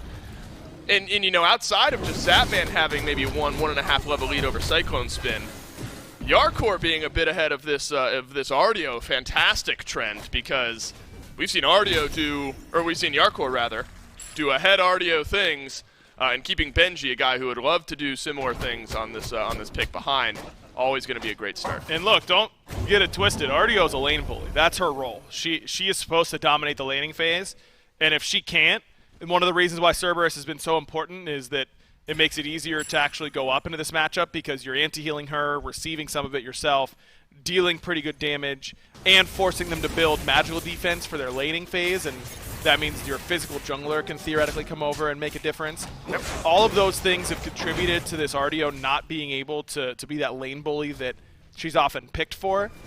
She's still worth picking. I still don't think she's horrible late game by any means or anything like that, but this is not the primary plan for Ardio, is to be down a level in her lane. And for Benji to be able to get off to a good start like this, get paid on his rotation towards mid, or excuse me, Yarkor to get paid on his rotation towards mid and be a little bit ahead like this, just eliminates one of the easy win conditions here for the Titans. That this Ardio won't just be massive coming out of the solo lane like the Odin was last game, where poor Yarkor was towerless by this point in the game and probably down 2 to 3 levels. Yeah, Benji's game was simplified in game 1. I'm going to jump in on anyone, drop a cage, and the rest of my team is going to be there to deal the damage. So, little bit more difficult, or maybe technical on the Ardio than it was on the Odin for Benji. 1.5 levels behind where he is. Anti-heal is a conversation we had early. We wondered what the Leviathans would invest into that category. Pestilence now for Yarkor, as well as Divine Ruin early for Shinto. Those items, you know, you'd argue they feel good anyway, but you're getting some added bonus and keeping this Ardio a little bit further in check. And this is probably why Charon's was even more important for Shinto in this game, not just because he had the gold for Rod in game 1, but because he's forced to go Divine Ruin in this game, where he was able to go Soul Gem's second item last time around. This time he has to delay it until 3rd, which means that his next pen item can't be until 4th, or even 5th if he wants to go Soul Reaver 4th, as you often do. So it was pretty critical for him to pick up 20% pen item early on, knowing that he wanted to make sure that he had this Divine. And no surprise to me that the Leviathans are putting respect on the healing of the Ardio, because they were just on the winning end of it yesterday. Now making sure that Benji is not going to be able to have that type of performance. I think we asked Yarkor in the waiting room out there how much healing he did in one fight, and he said like, what, 3,000 or something? I don't know. Yeah, he had like 7,000 at the end of the game. Something ridiculous like that. You got to respect it. Aurora's got to respect the dive in from the Leviathans. Couple of stuns connect. Terrific Emblem gets used, but Aurora is able to scurry away, or whatever Khepri does, from the onslaught of the Leviathans. Opens up some space, though, for this Gold Fury to get started by the Leviathan. Cyclone Spin up into the air, looking for a steal, but gets reset by the Leviathans. No more damage. Rolls in. It's just going to be God damage for Cyclone Spin. Aurora being dove in the back line, and Scarab's Blessing will not get popped. Gold will go the way of the Atlantis Leviathans. That's well played. That ends up being perfect there for the Leviathans, and what a bounce-back game it's been for them to get dominated the way they did. Oh, man. Not a chance for Yarkor. You don't think here will delay his life. But Layers jumps in, drop kick against the wall, easy as you like, and now Benji able to even up that level lead just a little bit. Now back to even with Yarkor. Just as it feels like the Leviathans have things going their way, the Titans slam the door open once again with a nice little kill over there on the Yarkor. Benji bullying him out. Layers comes in at the right time, and even though Yarkor is very tanky up against Benji with his Genji's into Pestilence build, no physical defense to worry about for Layers, so he's able to do pretty good damage right away with where he is in his build as well. So easy little kill on that right-hand side, but still, if you're a Leviathans fan, I think you got to be feeling good. Up about 2,000, pretty big lead for Shinto in mid, about a level and a half over Paul, who just hit level 14. Shinto's been level 15 for a while. What can Layers get done here? The Great Escape seems to be the answer, as Rongyu has kind of continued to hold down that W key and just make individual members of the Titans uncomfortable at different periods. Paul has no beads for 15 seconds. Aurora about a minute away from having his beads back. And I guess that's the other side of the coin. If we're gonna talk about this, Khepri, is potentially easy to punish, right? I mean, these beads are down, and while Paul could be a good target, and we talked a little bit about Paul early on in the game and how if we can jump on this Tiamat, that's great. If you want to keep snowballing things, Aurora could also be a good target. Certainly an easy one for them. I mean, big hitbox, pretty easy to land your skill shots on, and now with his purification still down for 20 seconds or so, certainly an option for him. But still, he's getting pretty tanky pretty quick. I mean, he's got Sovereignty done already, working towards what I assume will be a Relic Dagger there in that third slot, and now that window each time he uses those beads is going to be that much shorter. Panatom has a Toxic Blade online as well, so a little bit more anti-heal for the Atlantis Leviathans. This chainsaw-esque build from Panatom. Not full chainsaw, maybe a mini chainsaw. You're chopping down some small trees with the way Panatom has gone here. Benji looked at, though, by a couple members of the Leviathans. Some damage will connect here from Panatom, and instead, the Stygian Torment gets invested, and that'll burn away the purification beads there for Benji, and the Leviathans will call that a win. I agree. I agree. That's all you need to do in that situation, because you've got the instant kill this dude without beads button with Ragnarok, so you don't need to overinvest. Getting the beads is good enough.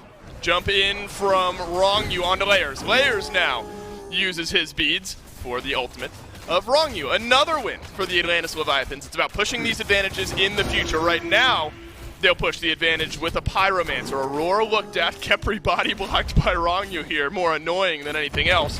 But Cyclone Spin all the while aggro's pushed down to tier 1 and left. But he's pretty far down in itemization and XP. I mean, Zatman misses multiple waves and he's still ahead in his XP. He's still finished his rage and on the charged Morningstar heading towards the dominance. Gold. He's up 1,000 gold over Cyclone without a kill to his name, only 2 assists, but these global objectives starting to add up a little bit. Some of those waves shoved under tower, or Draugrs secured, things along those lines. I mean, Zap's gotten all 3 in this game, so those things add up pretty quickly. And when you want to talk about how you use a level lead, it's not keeping the enemy under tower 17 minutes into the game. It's rotating to the right-hand side, allowing them to free farm, and then still coming back with a lead. That's how you really end up using leads effectively at this level. And Zap did exactly bigger. that. Yeah, exactly. He was what, a level ahead when Cyclone was alone in that lane. Now Zap 2 levels ahead. Spectral Armor got picked up 6 times in game 1 with just a rage for both Zap and Cyclone Spin, and it looks like aggro. That might be the case here. Again, Zapman's got the rage. Looks like that's what Cyclone's building into. And Yarkor, we mentioned has a lot of physical defense early. We're getting ahead of the 8 ball here. Wait, that's not the right way to word it. We're getting ahead of the times. We're gonna bet on ourselves in the future and pick up a Spectral before that rage is even completed. And it's just like the anti-heal conversation. If you wait until you needed it, yeah, there you go. If you wait until you need it, then it's too late. That you've already lost a critical fight that may lose you the game because you didn't have the anti-heal ready to go at the time. Having that Spectral ahead of time, better safe than sorry in that position, basically always. So I like that decision from these frontliners. Double check that you're going to be actually able to stand in front. And Cyclone actually did have Rage 2. He had Short Sword. Sold it for chin size. So I'm not crazy, right? No, he had I'm it. Sweating, thinking I said the wrong thing. No, he had it for sure. He definitely had Short Sword. Big pivot. Sold it for the chin size. Big bait there from Cyclone Spin. Cost him a bit of gold to do it, but he's down a full item right now to Zapman. The Leviathan should be stoked to take a fight at this point. Oni Fury started up by the Titans, but it's slow, not fully committed on just yet. Yarkor stunned down, receives a big burst of damage, and he's locked in place. Look at Wrong You in the backline, picked up Paul, but there's no damage connecting. Instead, Layers has gotten a kill on the perfect target. It's Zapman down first. It's Wrong You down second.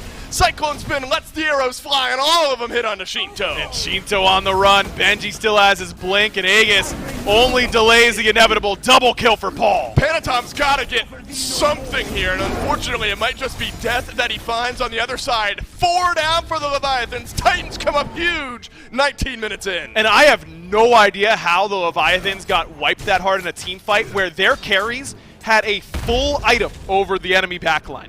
Shinto had 4 complete items. Paul didn't have a 4th item component yet. And still the Titans wiped that team fight. Something went horribly wrong there for the Leviathan. Zap gets one shot by Layers. Didn't really use the Aegis. Tried to use his ultimate. Is easily going to get chased down by that Hero's Leap. ends up Shinto and Zap aren't close enough to peel for one another. The front line got too isolated. The Leviathans just fell apart in that team fight, in a team fight that they should have been favored to win by 4 or 5x. Like, that should have been a breeze for them. They should have paid the Titans to pull that Gold Fury for them. My goodness, we are back to even. If you can even say that the Tartarus Titans now, for the first time in Game 2, have pulled themselves a lead 20 minutes in. The Oni Fury will go down. It's the Leviathans who will get it. And so that's at least a small win. You're not going to be giving the Fury as well as the Fire Giant to the Tartarus Titans. But this is where the game swings, Aggro. There are 3 Tier 2 towers left on the map. And this is also where Zapman is going to earn his money for this team, because he's got to start making some calls to keep his team's mental in the game. Wrongyu is going to get pulled on back. Ragnarok will get used by the Fenrir, and that'll at least get him out. But now an individual pick tool off the board. That's an important one, but it does become harder to use on these Phoenix defenses, because normally you can bait out a beads and then start to go for it. Now they can beads, but they might end off of it. Man, what a collapse from the Leviathans around that Fury. The mental check is just around the corner here. Can you keep yourself in Game 2? Yep. Because, look, this is what the Titans did in no uncertain terms to the Dragons earlier on this week. And the Dragons sweep the Titans in Game 1 in that quarterfinal set, are destroying the Titans in Game 2, and then the Titans turn that game around and then mop the floor with the Dragons for the rest of the weekend.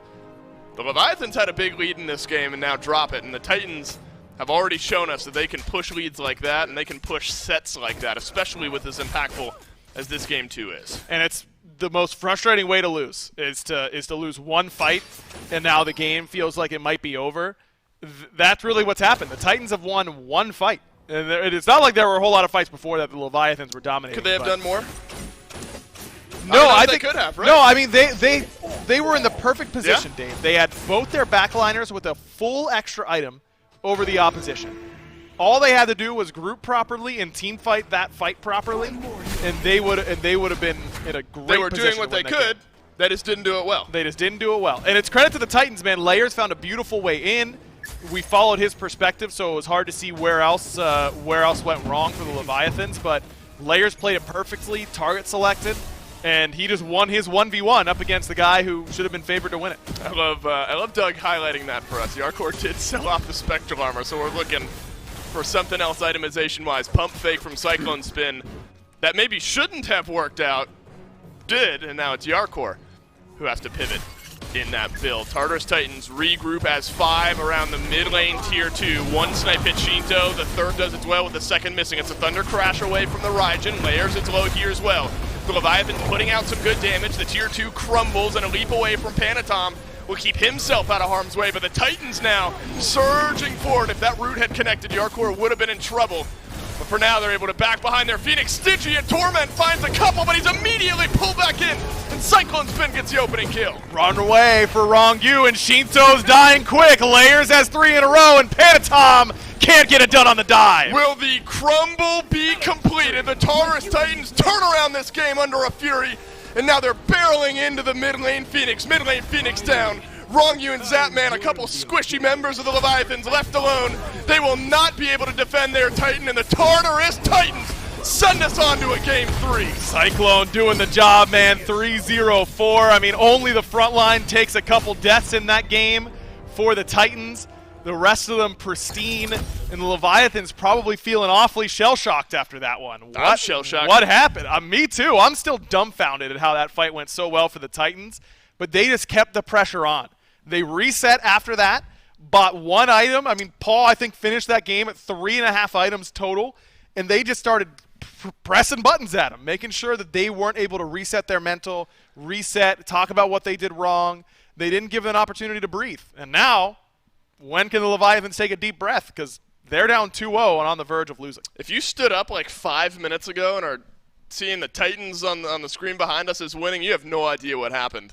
Well, neither do I, to be fair. So. Yeah, nobody knows what happened here in this one. The Titans, they've shown up big. Can they 3-0? Can they sweep the Leviathans in the Phase 2 finals? Game 3 right around the corner to let us know.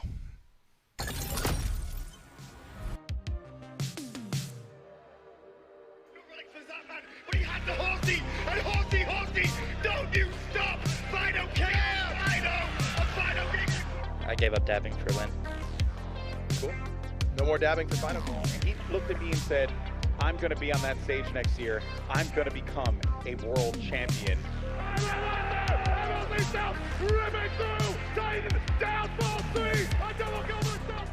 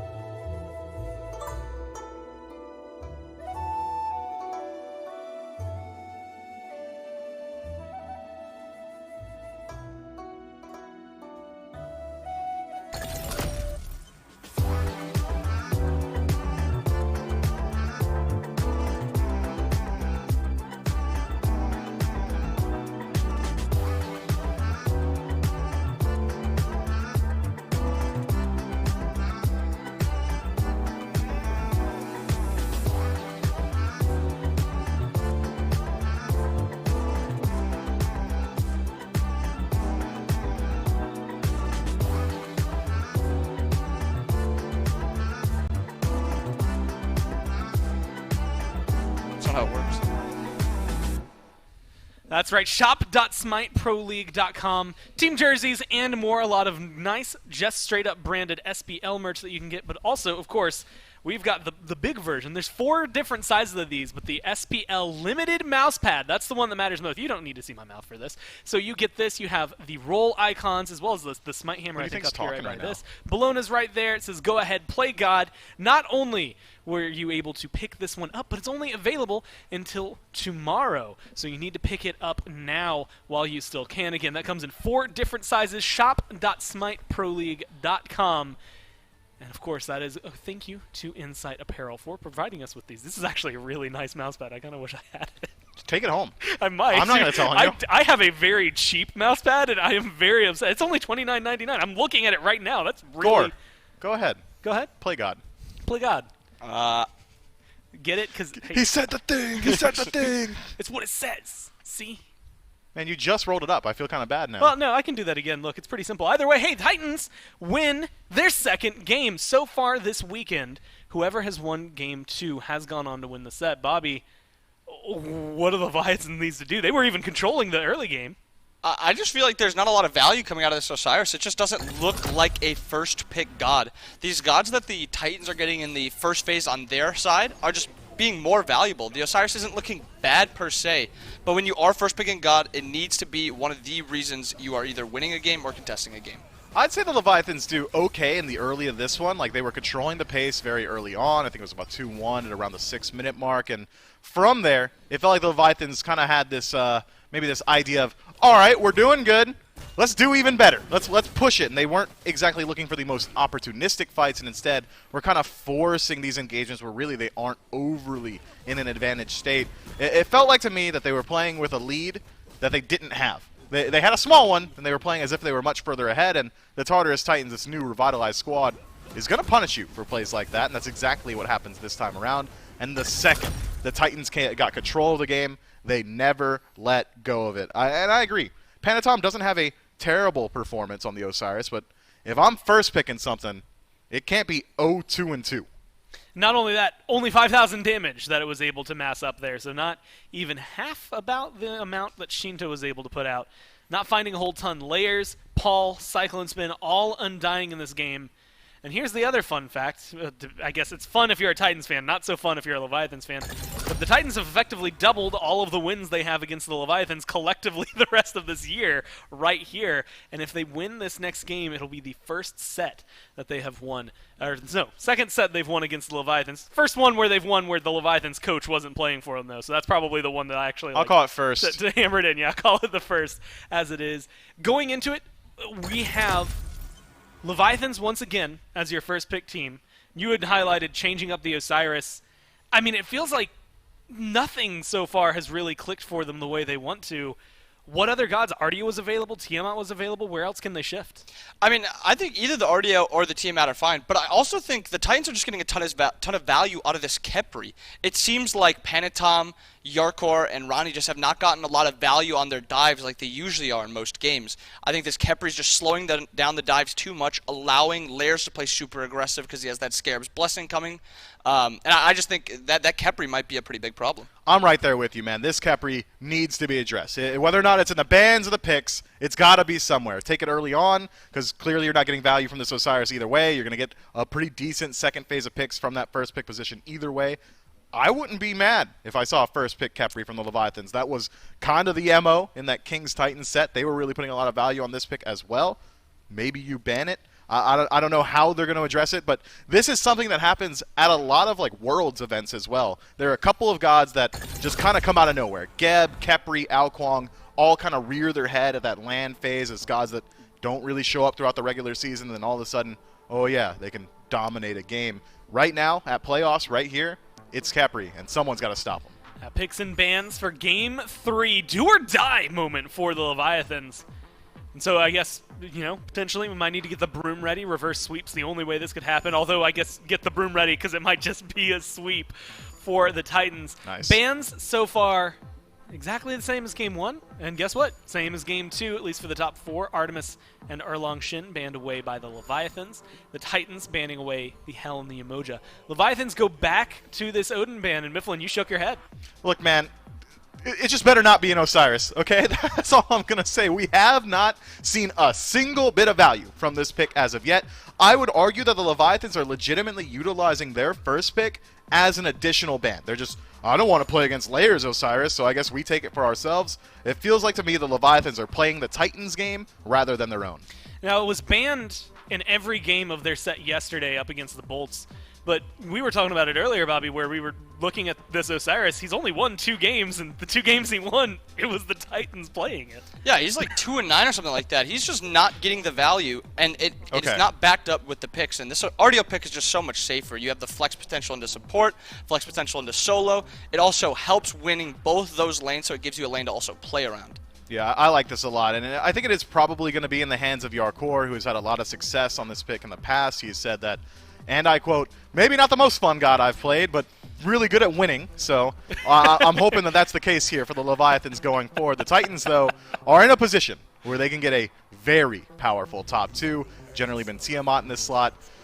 Well, seems like the Titans may have been listening to the death segment, or maybe they just realized how strong this Khepri has been. That is an early selection, and I don't like how it bodes for the Leviathans. I mean, they've been scooping him up in the top 3, but it's always been that last pick just before those bans, so it hasn't been on the top of their mind. They just knew that maybe the Leviathans weren't going to pick it up, maybe feeling the threat and the pressure that would come with it. Hey, they're still going to get their third pick Tiamat here alongside that Khepri. I don't know, that feels like a really good top 2 to me. Again, it feels like the Titans are getting more value on the second pick slide every single game. This Khepri Tiamat duo is just going to bring out so much pressure, so much kill potential, so much safety. Like, there's just so much stuff that the Titan boys are getting from these picks. Look, it's very clear that the Leviathans have come into this set with a clear strategy. We're not playing against Artemis, we're not playing against the Erlang Shen, but clearly what we are doing is not working on the Leviathans. I wanted to see some broader sweeping adaptations, and now finally we're starting to see a little bit of that in the pick phase itself. RDO for Yarkor going to be great. Gilgamesh is a great facilitator if they can make it to that late game phase. Also acts as a bridge into the late game, as his early is incredibly strong, and we know what Terra is capable. I call this god, Aggro calls this god, the god of press 4 in the late game, win the team fight by default. That's how good Earthern Fury is, and there are a lot of abilities already on the side of the Titans that are going to proc that heal no matter what. Ghastly Breath, dot damage. All right, we're getting that burst heal from the Earthern Fury. The same can be said of the Tornado from Tiamat, or even the second ability from Khepri. I like what we're seeing from the picks on the Leviathans, but I am concerned that they've just given the Titans too much. Well, we're starting to see more adjustments, so they do still get Khepri, Tiamat, Cerberus there for the Titans. That feels really good. Their last pick each time for the Titans as well has been the jungle pick, so probably not going to be the next one waiting until that very end to pick something up for Layers. But Raijin gets banned, Morgan Le Fay gets banned by the Titans. The Leviathans change things up. They ban out the Osiris, which, again, 100% win rate for the Titans, and the Titans alone this weekend. But they also ban away this Rom, which Cyclone Spin has been very comfortable on 2 games in a row, and he takes the place of what was the Izanami ban in Game 1.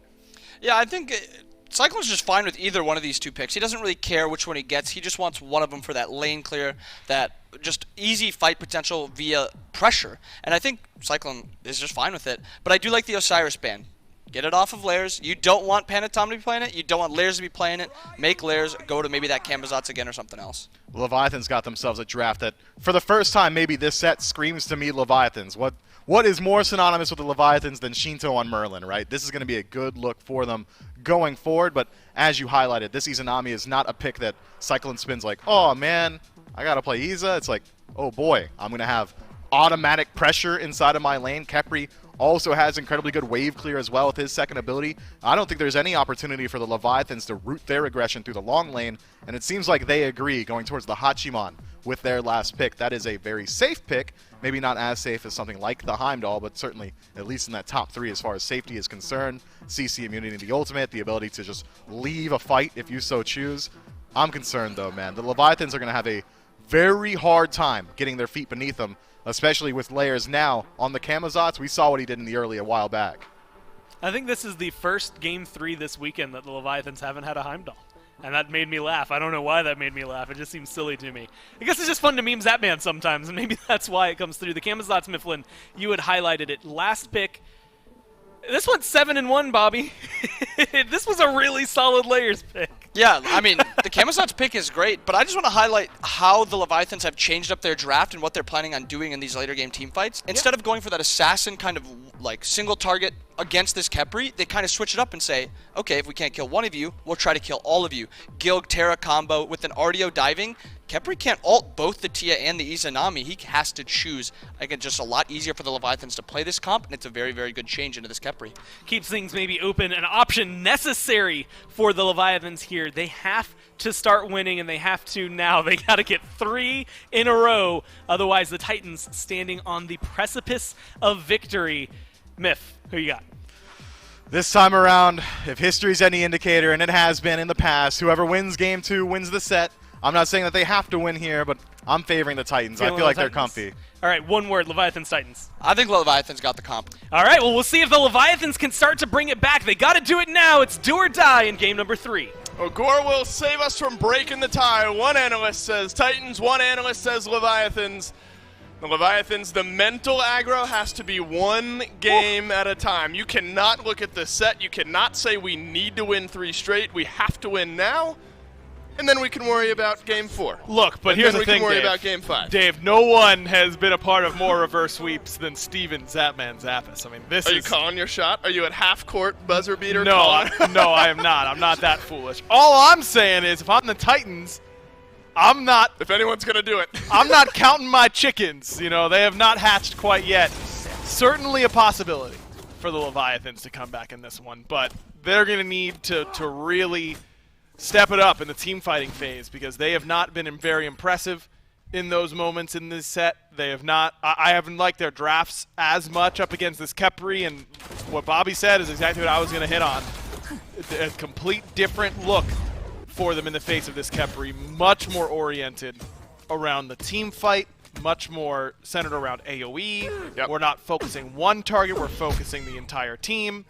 And I think that that is a good strategy in the face of what has been a difficult Khepri to beat. Aurora's been playing great. And Yarkor gets his RDO here in this game, and I think that's one thing, if you're a Leviathans fan, you're excited about, because on this pick this weekend, Yarkor has stood out. I mean, a lot of the solo laners have been dominating games, but I think about Yarkor's performance yesterday as a standout performance. Be careful, Zapman. There is some damage here, but as you've mentioned, Aurora on this Khepri brings a lot of that presence here to this lane. And Cyclone Spins looked great on the ROM up to this point, aggro, but it is not like you're sad to be playing Izanami right now. I mean, no. the way that this kit is synergized with the build potentials for all of these hunters, as well as just Cyclone Spin in general. Cyclone Spin got a triple kill and a double kill, and then maybe another triple kill in the Titans set yesterday to put them on into the finals on this Izanami. It's a great look and a great start here for the Titans duo. Really, really love it because it just guarantees you pressure in this lane. This is an unpressurable lane between Khepri and Izanami, two gods who really bring it when it comes to wave clear and even kill potential in the lane. And the Leviathans, they don't have a winning lane over here. It's a pretty gankable lane on the right-hand side. Can we maybe punish them for that?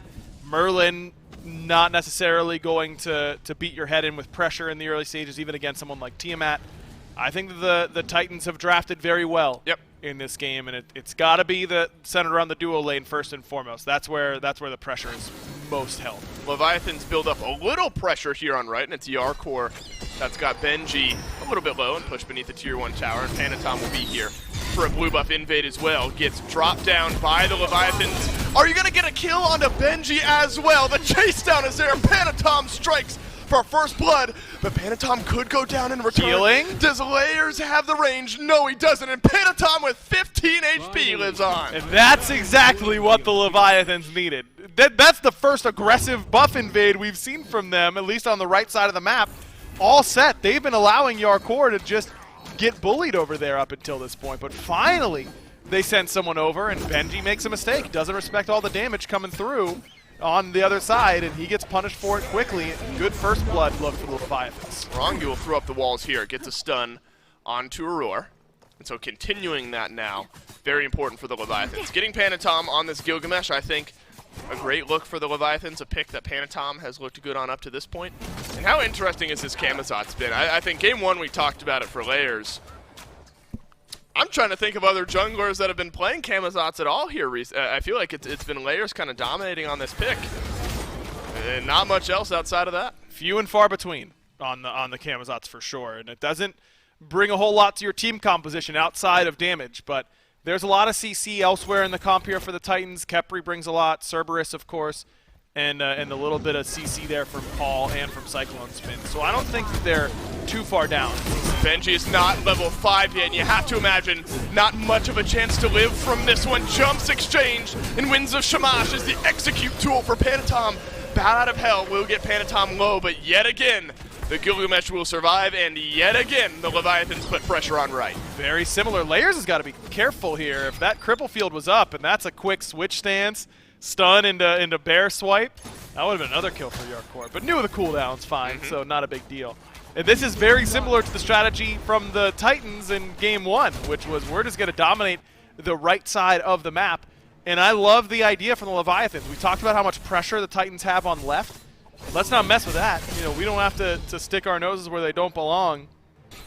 Let's bring our pressure to the right-hand side and find some easy kills around this lane bully of Artio that she's supposed to be.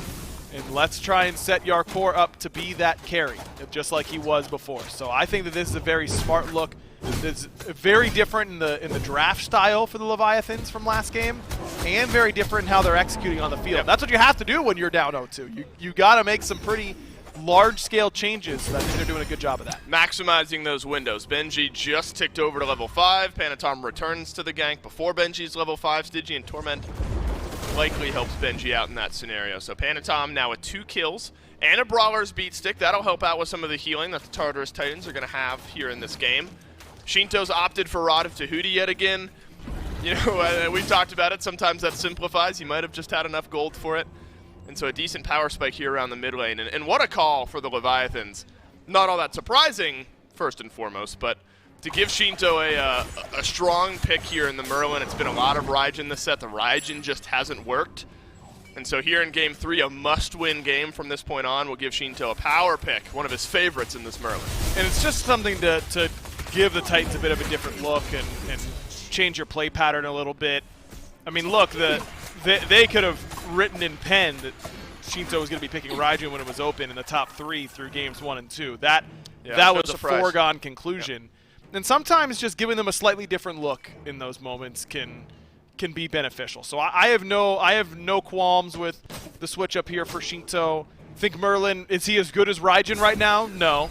But if Shinto says, hey, I can carry on this pick, then I'm going to believe him. Panatom's on the right side of the map again, behind Layers and Benji. That is a lot of damage onto this Camazotz. Layers has Bat out of hell, but patient. We'll hold on to the ultimate. Aurora has been on point on a regular basis with these Scarab's blessings so far throughout this set. And here to play safeguard for his jungler. Layers goes back to base nonetheless. It's a collapse on in, but Paul has been left alone. Will leap over the wall as well, and the Leviathans searching for blood. Hesitating, though, on the blue buff invade. Yarkor walks on in, though. It's now Wrong Yu using his ultimate to start off the fight. Layers back from base, but he's immediately down to almost no HP yet again. One last swoop, nearly read by Wrong Yu, and the Titans have to leave. But the Titans secured blue at the end of the day, and they don't lose anyone else. A lot of relics expended, certainly more used by the Titans in terms of high-value cooldowns because of those purification beads and blink on cooldown for a little bit longer for Layers. But at the end of the day, the Leviathans being the aggressors, and that's always where you'd prefer a team to be. That being said, the Titans have really weathered the storm well. They're a little bit quicker on the response. You know, first 2 blue buffs, sure, you can have them. Next one, we're going to be there for it. And I imagine they'll be there for the one after that as well. I like the way that they're playing and with confidence and centered around Aurora on this Khepri once again, who played that fight very, very patiently, didn't need to use anything, stayed at his distance, and made sure that he was putting out some support, but then ready with that Scarab's Blessing at any point. And even though it looked like some health bars were getting low from the Titans, didn't really feel like they were in that much danger because Aurora was right there. Right now, the difference in this game, effectively just the first blood bounty. 500 gold is all that separates the Leviathans from the Tartarus Titans. You'd rather be up than down, but it's far from comfortable right now for the Leviathans, especially with the way that the Titans have turned around games already in this set. It's a definite mental check. What you can't let happen if you're the Leviathans is the throw there in game 2 to continue to live on. You have to respect what you're doing now, and you're doing it well. So the right side pressure aggro now may be a bit easier to read for the Titans. You've mentioned how it's quicker for them and maybe more obvious for the Titans to respond to Panatom going over there to right. And so maybe we start to see that pressure placed elsewhere, though. Blue buff is spawning, and Panatom in behind with Layers and Benji on the right side of the map as well.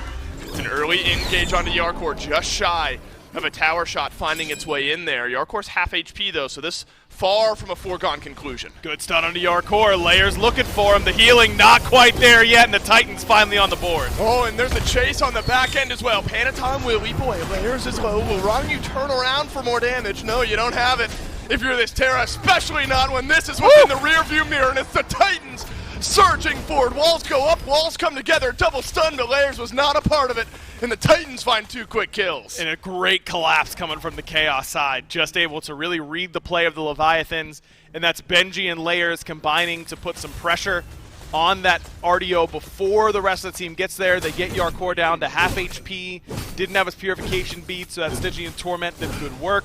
And then from there, it's just an advantageous fight for the Titans because Yarkor is at too low of a health total to keep on going. Finally, they're able to respond in kind, and the Leviathans maybe a little bit too predictable in that moment. Titans know that there's going to be an invade over there, but Layers is there first. Not good enough ward coverage in particular from the Leviathans, who I thought did a really good job of having that ward coverage earlier on this weekend.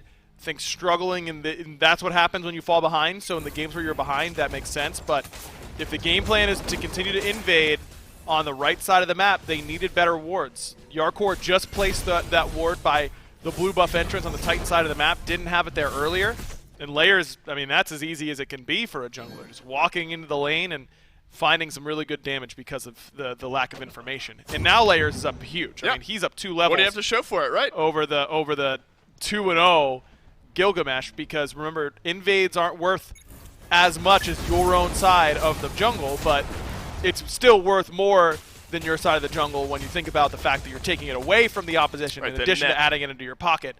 But it does mean that unless you're getting your side of the jungle in addition to that, you're going to start to fall behind, and that's what's happening right now to Panatom. Right. What do you have to show for all this right side pressure? Half level difference in solo. Benji's just a bit ahead as Yarkor just ticked over to 11. Layers about 1.5 levels over Panatom.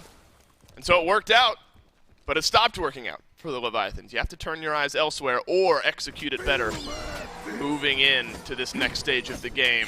Still dead even as far as gold goes. So the Leviathans, though we're up a little bit, now find themselves even, so you call that a bit of a turnaround for the Titans. This game's still very much on either side of the map. And this is where this style of composition for the Leviathans is better and easier to execute upon than what they had the last 2 games, where if they are in this state the last 2 games where they lose their momentum, they lose the initiative on the map, then all of a sudden Fenrir support and Circuit support, they just stop being threatening. Right. But in these sorts of team comps where it's, hey, we're going to get into a team fight and we're going to lay circle on top of circle on top of circle, and they're all really effective, and if you don't play properly around each one of them, then you're going to lose, then it becomes much easier to go, okay, we can slow the pace down, we'll stop our blue buff invades, we'll instead just look for as many neutral harpies as we can, and play for when our comp is a little bit better. It's not built for right now.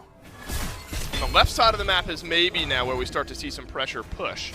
Cyclone Spin 1 level up over Zapman. It's a start of a rage for Cyclone Spin, though. In game 1, he hit us with the turnaround. You sold that off for the chin size. I don't think Yarkor's in as dominant of a spot in this game to turn around and just straight up buy a Spectral Armor on suspect that that's where Cyclone Spin's going to go. You might, though, if this Gold Fury goes quietly, and it does. And that is a quick snap play by the Leviathans. You collapse on the objective, you get it, and you get out. Love that play, because you're just using your composition strength. It's DPS on the objectives, the Bracer of Radiance, a Hachiman 2, a Merlin. That's a different style that Raijin can't bring. And the Leviathans playing to their comp strengths, even if the Titans were to fight them in that position, you still feel like they should be favored because of the Terra. Who is in trouble here? I'm not sure. Yarkor was on one side, Benji was on the other, Aurora was lurking, but it looks like everyone's just going to go back to their own separate sides. Pyro was pulled a second ago, but ends up getting dropped. And so that's a win for the Leviathans to find some momentum here in game number 3. Rongyu could be caught out here. Aurora dashes forward, but Rongyu, ever so patient, will let those walls crash on together. So Shinto able to help out around that Gold Fury. Can he help out in a team fight that could be brewing here as a stun from Yarkor finds itself onto a couple members of the Titans with Pyromancer in the background? This is so risky. You don't want to lose a massive fight over what is just the Pyromancer, but if you can get it, you'd be feeling pretty good, and that's why maybe the Titans a little bit slower, but one stun is all the Leviathans need to engage onto Aurora, who's dashed away. Yarkor doing his best to chase down the Titan support, but look at the damage that Layers and the rest of the Titans have put into the front line of the Leviathan. Scarab's Blessing comes out from Aurora, ends up not being needed, but Panatom left alone, and Layers has the last bit of damage. And the Titans just continue to be impossible to dive. They are splitting up so well and then coalescing back together whenever the fight is better for them. Love the way they played that engagement. That was a 5v4 in favor of the Leviathan. Cyclone Spin still isn't here. Pyromancer gets reset here. Shinto will do the last bit of damage, so at least the Pyromancer goes to the Leviathans.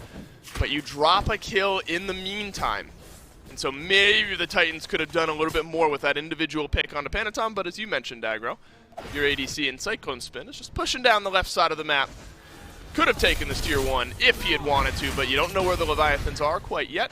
So he'll go back to farming. The minions might get that one low enough anyway. Plus, it denies more minions to the tower instead of just shoving them to Zap's side of the map. So I like that play from Cyclone. He got a bunch from this left side jungle, was able to clear all of it out all by himself, and he finds himself now in a very clean position. And interestingly enough, he backed and bought a full chin size, but didn't sell. I thought he did it again. No, didn't sell that dagger. So now he's kind of left himself open. You know, how many spectrals are they going to buy? We'll figure it out, and then I'll decide if I want to buy a rage or not. he can choose from here. And this is the value of going with characters like Ram and Izanami that are good with both builds, the bow build and the hybrid build that we've seen from Hunters. I mean, if you're a character like, you know, I think Apollo really wants to build some crit in there. I don't think he uses the other build quite as well. You know, some of these other Hunters that we've seen, Heimdall. You know, Heimdall doesn't want to build Silver Branch. That doesn't feel that good for that god. Instead, he wants to build this sort of hybrid look. But Izanami can certainly build Silver Branch and feel pretty good about it and still feel like you're doing significant objective DPS. I kind of love this cheeky option because now Yarkor, he's sitting on Silver Breastplate. That's so awkward. Does he finish it? Does he start his next item? And then if he starts his next item, can Cyclone finish Rage, start a fight, and all of a sudden his Rage is doing a lot, whereas it won't the next fight? I don't know. Watch out, Zapman, who will dash away. Cyclone Spin, use Dark Portal, finishes off the tower. And on the horse goes Zapman, but Bat Out of Hell will close this gap. Aegis buys time, but time's all Zapman's got. Layers on a killing spree, and the Leviathan's Hunter is down. Now, Aurora's in a bad spot now, but look at how tanky he is. I mean, he went Bulwark, second item, not respecting the damage from Panatom whatsoever because it's this double Guardian and a Mage. Panatom back in will try to leap away, but the Titans in force around this red buff. Can Yarkor make the difference? Everyone from the Titans just ignoring him, and Cyclone Spin has turned his eyes to the jungler, and he'll strike well. Paul has to back off. He's down to half HP here as well. Shinto doing a lot of damage at full HP, and the Titans will get 2, and they'll get him clean. And it's just the same story for the Leviathans. They just keep getting caught in these awkward scenarios where they don't feel like they're being the initiators anymore, that they're scrambling to keep up with the Titans' decision-making, and they're just not where they need to be in time. A great decision from Cyclone, who starts that fight all the way on his side of the lane, but knows because Layer's trajectory is bringing him down underneath that tower, hey, we can dive him. I'll auto this tower once and it's gone. And that's the difference between killing that tower when he's alone on that last fight, where it was 5v4 for the Leviathans, where they got Pyromancer, or leaving it up. Because if that tower's down, Zapman's likely not walking all the way up there. But even just thinking, hey, my tower's still up, it doesn't send off those alarm bells, even though it didn't register that my tower's up, quote unquote, but it's 1 health. You know, it doesn't actually do anything for me. And now you look at the state of this game, Aggro, and in these next few minutes is absolute power play territory for the Tartarus Titans. You are 3 levels up in the jungle. Yep. 1.5 levels up in ADC, probably, literally 2 levels now. Cyclone spins up over Zapman. Benji's got a pretty decent lead over Yarkor as well. And they're still getting to level 20 in 3 of the roles, or 4 really if you count Aurora, who's 2 levels up over Rongyu. There is still ground to expand there if you're the Tartarus Titans. We're not even 20 minutes into the game, and Cyclone Spin is already level 20. So Fire Giant has to be something that gets looked at, especially with the chin size, and now Silver Branch for Cyclone. Still sitting on his hidden dagger, Still sitting on the hidden dagger. These next few minutes, you have to imagine, is where this Titans team can maybe seal up a championship here in Phase 2. And the Leviathans, I mean, they're built around these team fights, but they're too far behind. Rongyu's caught again. Rongyu's just getting burned down here, and it's Layers and Benji just autoing him to death. Finally, there's some help, but did the help arrive in time? Yes is the answer, and Rongyu lives on, has Layers overextended. Zapman would sure like to say so.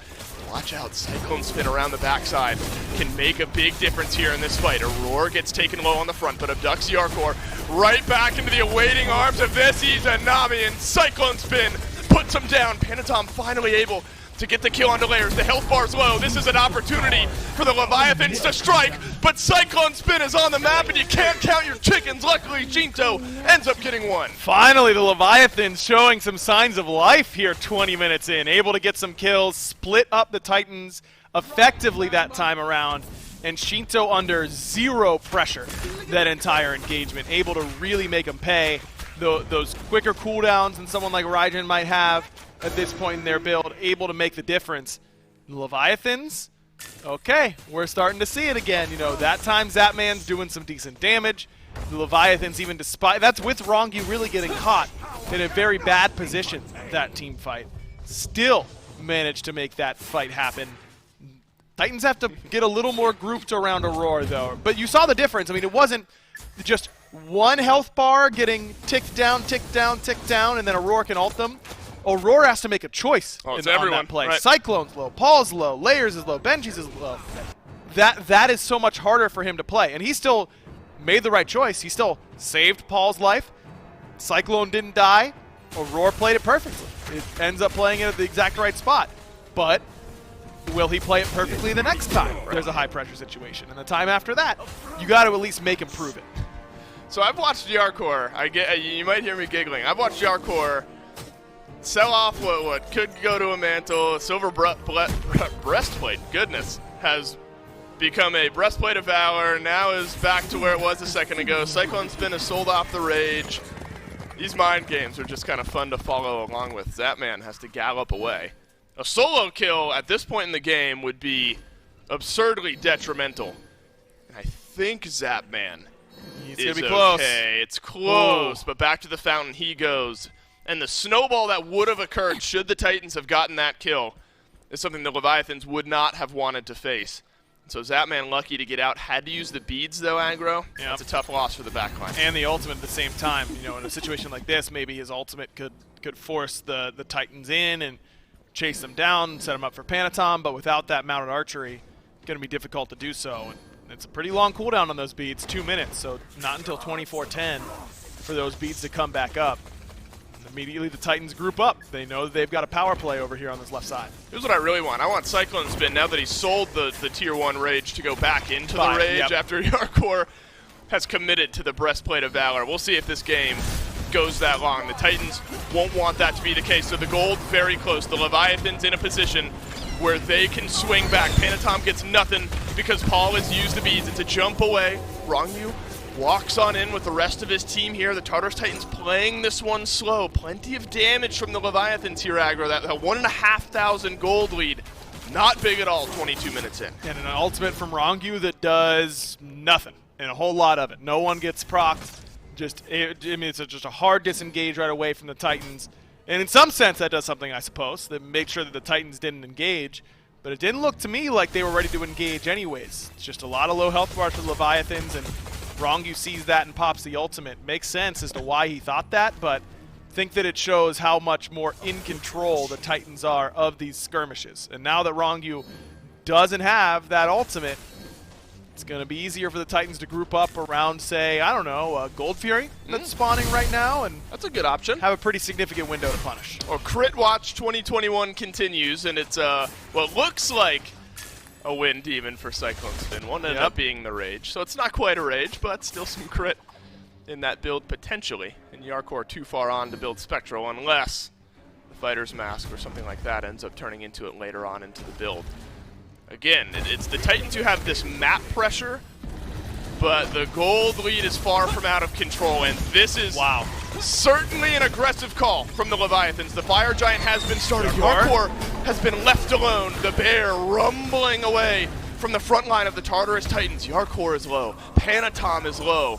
And that is an aggressive call that does burn 3 ults out of the Titans. And I don't hate that call from the Leviathans, but they've got to be quicker to disengage. They thought that the Titans would be on Gold Fury, but they were not. There's an ult advantage for the Leviathans. Can the Leviathans turn that into a game advantage is the next big question. The Titans have picked up where the Leviathans left off, and it's right on the FG. Low already. Wrong, you walking in. Zapman gallops, Fire Giant, take on the Leviathans. The Titans now need to win the fight on the back end of things. Frenzy used as Panatom jumps in, and it's Cyclone Spin who gets deleted by the Leviathan's jungler. Yarkor right in the thick of it, but big damage coming from Paul. He's still plenty healthy. Support fight on the left ends with Layers getting the kill. The Titans have 2.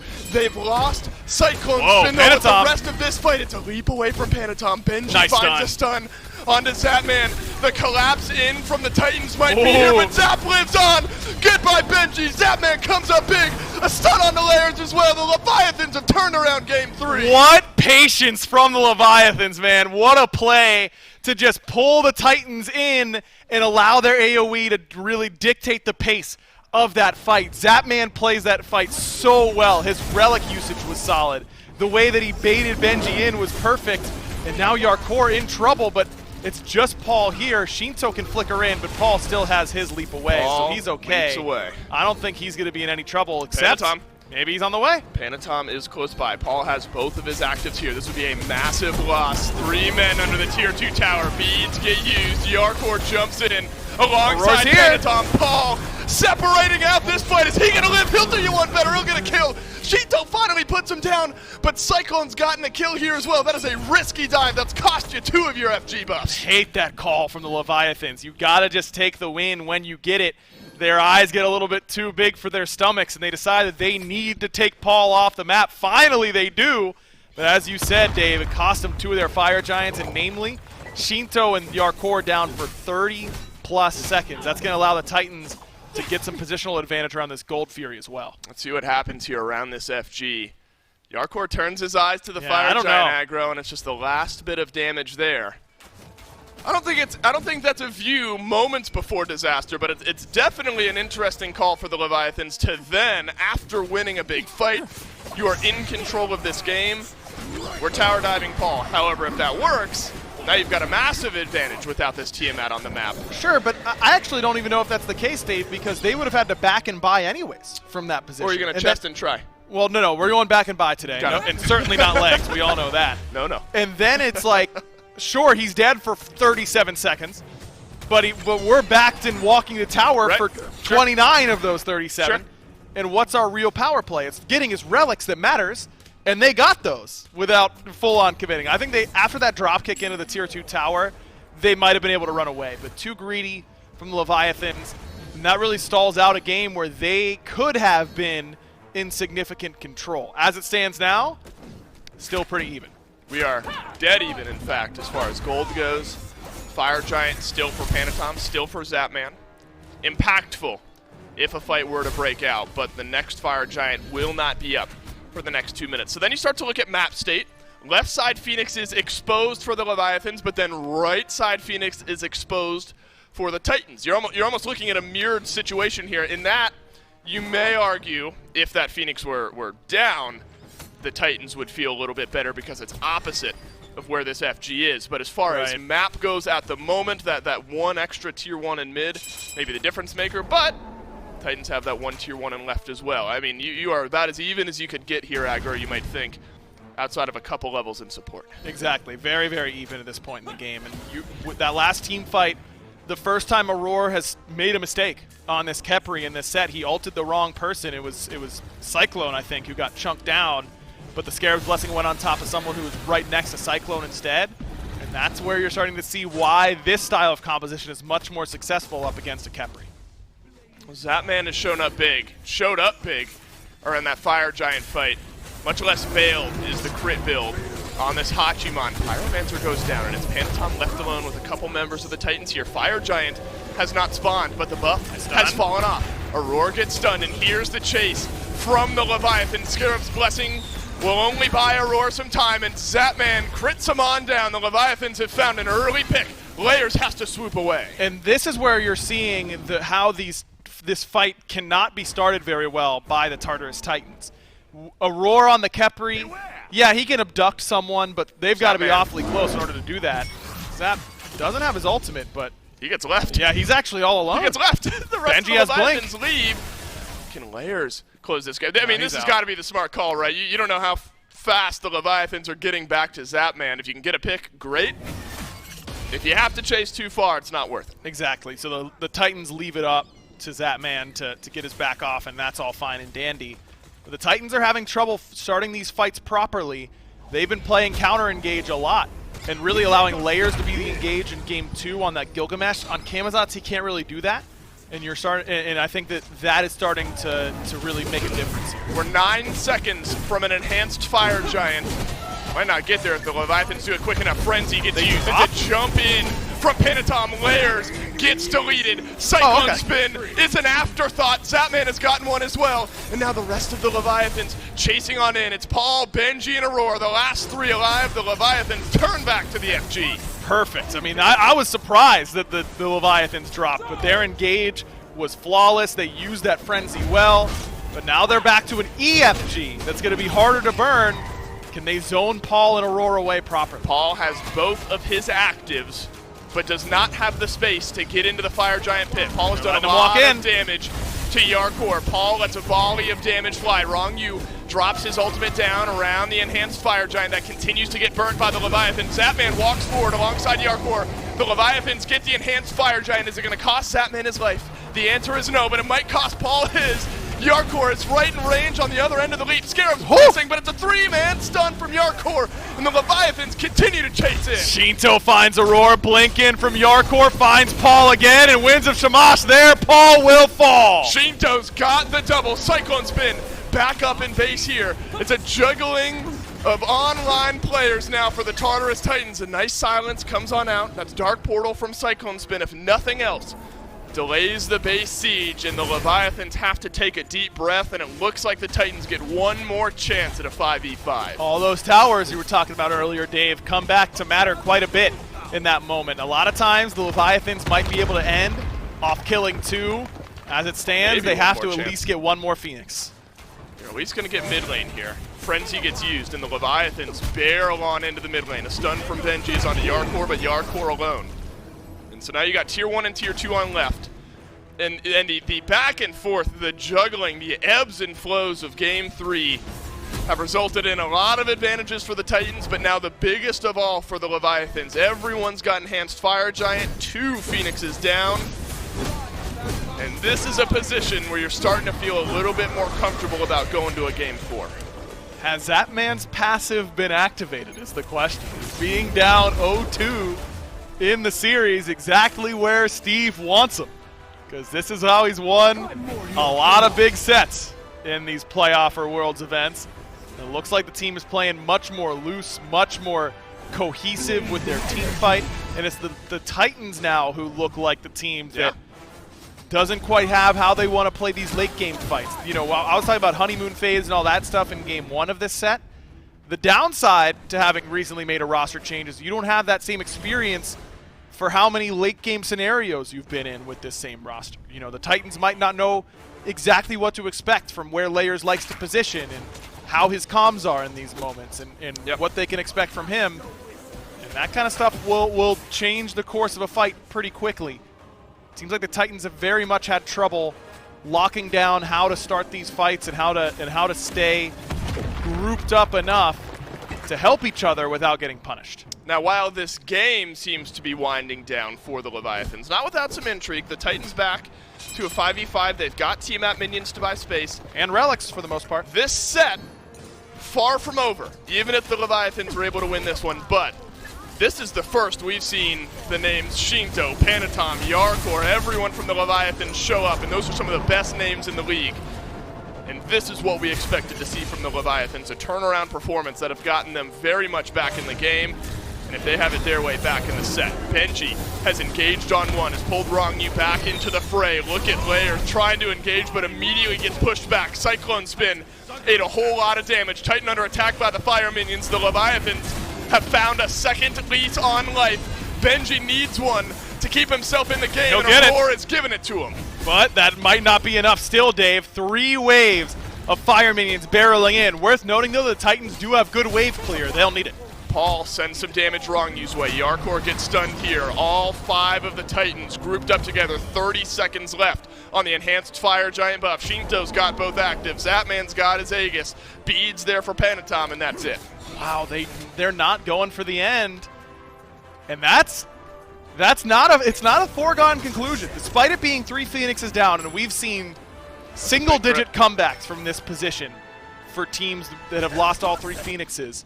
When you think about how this is actually going to play out, I mean, the Leviathans are all going to reset. The right side Phoenix is going to come up very shortly, so that shouldn't be a problem. How hard do Tiamat minions counter on a fire wave in your mind? They don't counter it. Can you ignore it? No, you can't full-on ignore it, but it helps, especially with how much CDR Paul has in the build. He's got 30% plus Chronos Pendant passive. If he's bought a 500 pot, he's at full CDR, still plus Chronos Pendant passive, so he can spawn those portals pretty regularly. It did take longer than I thought it would for that right side Phoenix to come up, and now mid Phoenix is a little bit behind that. But the Titans only have 1 wave of fire minions to worry about, but Paul did not do a good job of shoving that out. He thought that the minions would do more than they did. So did I. And all that really happened is that it grouped up this wave. This is a double fire wave coming into the base, and the Titans can't let that go for free. The Titans pretty squishy right now. I think that might put it to very, very low. Titan is going to be damaged. The Titans have to win this fight or the game is over, but a horrible way to start it. Scarab's Blessing is already gone, and it won't matter. Aurora can send the stun out one way. Panatom jumps into the back, but he has not gotten the kill that he came for. Aurora does have to leave, so it's a 4v5, but the Leviathans also taking a lot of damage here as well. Shinto's on a killing spree. The Merlin is struck first. And now all the Leviathans need to do is secure this enhanced fire giant. That's all. Don't go for the end. There's still 4 members up, and a lot of them still have their relics. Play it slow, and they make the right decision. Don't let the moment get the better of them. They secure the big objective. The Bracer of Radiance is coming up from Rongyu. We can just get these 2 Phoenixes, and then we can head in, place the Bracer, and send us to Game 4. Benji has had a brutal game here, 1, 5, and 6. The Cerberus has not been able to jump in effectively. Plenty of assists, sure, but has died more often than not in the meantime. Aurora hoping the Scarab's Blessing comes back up for one last-ditch effort. Cyclone Spin's got to go big here. We've seen the Izanami put on a big performance in Game 3. Is it going to be big enough to keep the Titans in Game 3? Enough to steal away a win here from the Leviathans. Not if the Leviathans have anything to say about it. They walk on into the base as Paul gets drop-kicked against the wall. Lots of damage in, but not enough to get the Tiamat. The Winds of Shamash aren't enough. Layers still chasing the backline. Shinto low, and he got him, but it cost him. But Yarkor immediately trades back on the kill. This is a 4 versus 4. Enhanced Fire Giant plus minions for the Leviathans. Paul sends some damage Rongyu's way. Benji with the Stygian Torment gets nothing. Panatom abducted right back into the awaiting arms. What a drop kick! Though. The health bar gone from Paul, who has to leap back underneath the Titan. And the rest of the Leviathans starting to pour into the base. Big crits out from Zatman. The Leviathans keeping themselves alive in this best of 5 seconds. Oh my! No, he's gotten the kill on the Panatom. Yarkor ends up getting the kill back onto the Izanami. They can't end yet. Zap's still up though. He's the one to watch as Paul gets rooted, and Zapman putting out the damage. Paul still alive. Zapman has his take as Paul gets stunned on into the back. The Leviathans no haven't done way. the damage yet. Zapman keeps himself in, and Titan crumbles. The Leviathans alive on to Game 4. So close to an insane defense by the Tartarus Titans. That play from Layers to be able to get Shinto was massive. That is a huge 1-for-1 trade in that moment. But Zap That veteran Moxie, baby, playing using his reach with the Hachimon at very low HP, low on the relic department. That's that he's been there, done that, man. Incredible performance from him. Front lines where they need to be. And finally, the Leviathans show what we expected them to show from game 1. I think it's going to be a fun set now. If the Titans win that 3-0, that's an upset to say the least. That is the least you could say. Now we've seen the names, what you expect from the Leviathans start to heat up a little bit. Yep. One game at a time, Aggro. One game at a time. The Leviathans have done it in game 3. Game 4 awaits right after this.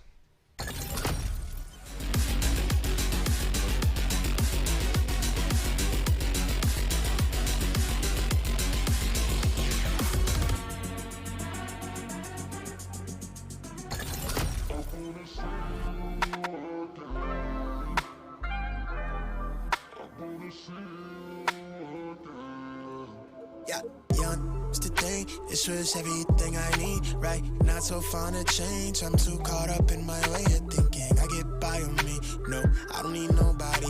Yes, I was so naive. Somehow I'm still all in on me. Yeah. Way too many times I let the ball drop. Now I'm Steph Curry with the wrist flick, so they cold shoulders never defrost. No deal, but I pre-floss with the money tree in a deep pot. So I'm corner lanes with the rundown. Bitch, I'm all in the field with the cleats off. Everything that I want out of reach, I had the tunnel vision, couldn't see far. Negative vibes that I feed off got me up and down like a seesaw. All these decoys hit the destroy. Usually keep it poised, but it's ultra violent with the power moves when I deploy. For the real ones, I wanna feel something. Looking for a sign that I might be worth your time. Yeah. When I look into your eyes, it make me feel alive. I don't know what this is, yeah, but I feel like it's real, baby. I don't wanna pretend, no. I just wanna come clear, wanna see you again. I wanna see you again. I wanna see you again. I can't stay. No, I always gotta go. Playing house, this ain't a home with my soul. On the road, I can't stay. No, I always gotta go. Playing house, this ain't a home with my soul. On the road, I can't sit still for a minute. I'm so dead set on indifference. Keep it Charlie, stay down with them Dickens. Let's get around like it's the 80s, right round, let's keep spinning. Let's keep playing these games that we don't want to finish. And I'm sorry if that sounds a bit bitter, but I am to the core. You want the whole damn thing, then you ask him for more. You want that old jive swing, you take up all of the floor. I'm fine with standing at the edge of the door. You be the life of the party. I blend in with the core. You drink it all to Bacardi till the bottle's no more. Let's take it back for this started. You want the love, I don't got it. Got my soul on the road. You screaming stay, baby please don't go. Don't think it's in me to listen to foe. It's so different with distance we roam into zones where nothing get hurt anymore. I just wish I was home when I stepped through front door, but instead I'm alone and completely unsure. And even though you're screaming out with the best of intentions, I don't get it. Why do you always gotta ask me to stay? Why you always gotta go? Playing house, this ain't a home with your soul. On the road, say, why you always gotta go? Playing house, this ain't a home with your soul. The cereal kids are crazy for Cthulhu. Start your morning madness with a bowl of morning happiness. Cthulhu sale is ongoing now. You will take part. Save up to 33% off gem bundles. You will take part. Crazy crispity, crazy crunchity, crazy Select chests up to 50% off. You will take part. Boosters, avatars, wards, and more up to 50% off. You will take part. Party up with up to 3 times favor. Worshippers and XP. You will take part. This is your duty. crazy Cthulhu-y. Cthulhu. Surgeon General's warning, Cthulhu's are not of this world and should not be ingested by children or adults over the age of 80. Gems are not included as a prize because Cthulhu's are not real. Reality is meaningless, time is a construct. Abandon all hope when you ingest Cthulhu's. Use as directed, part of balanced breakfast. For the crispity, crunchity, crazy crunch, get cuckoo with Cthulhu. You will take part of a balanced breakfast. Can we take...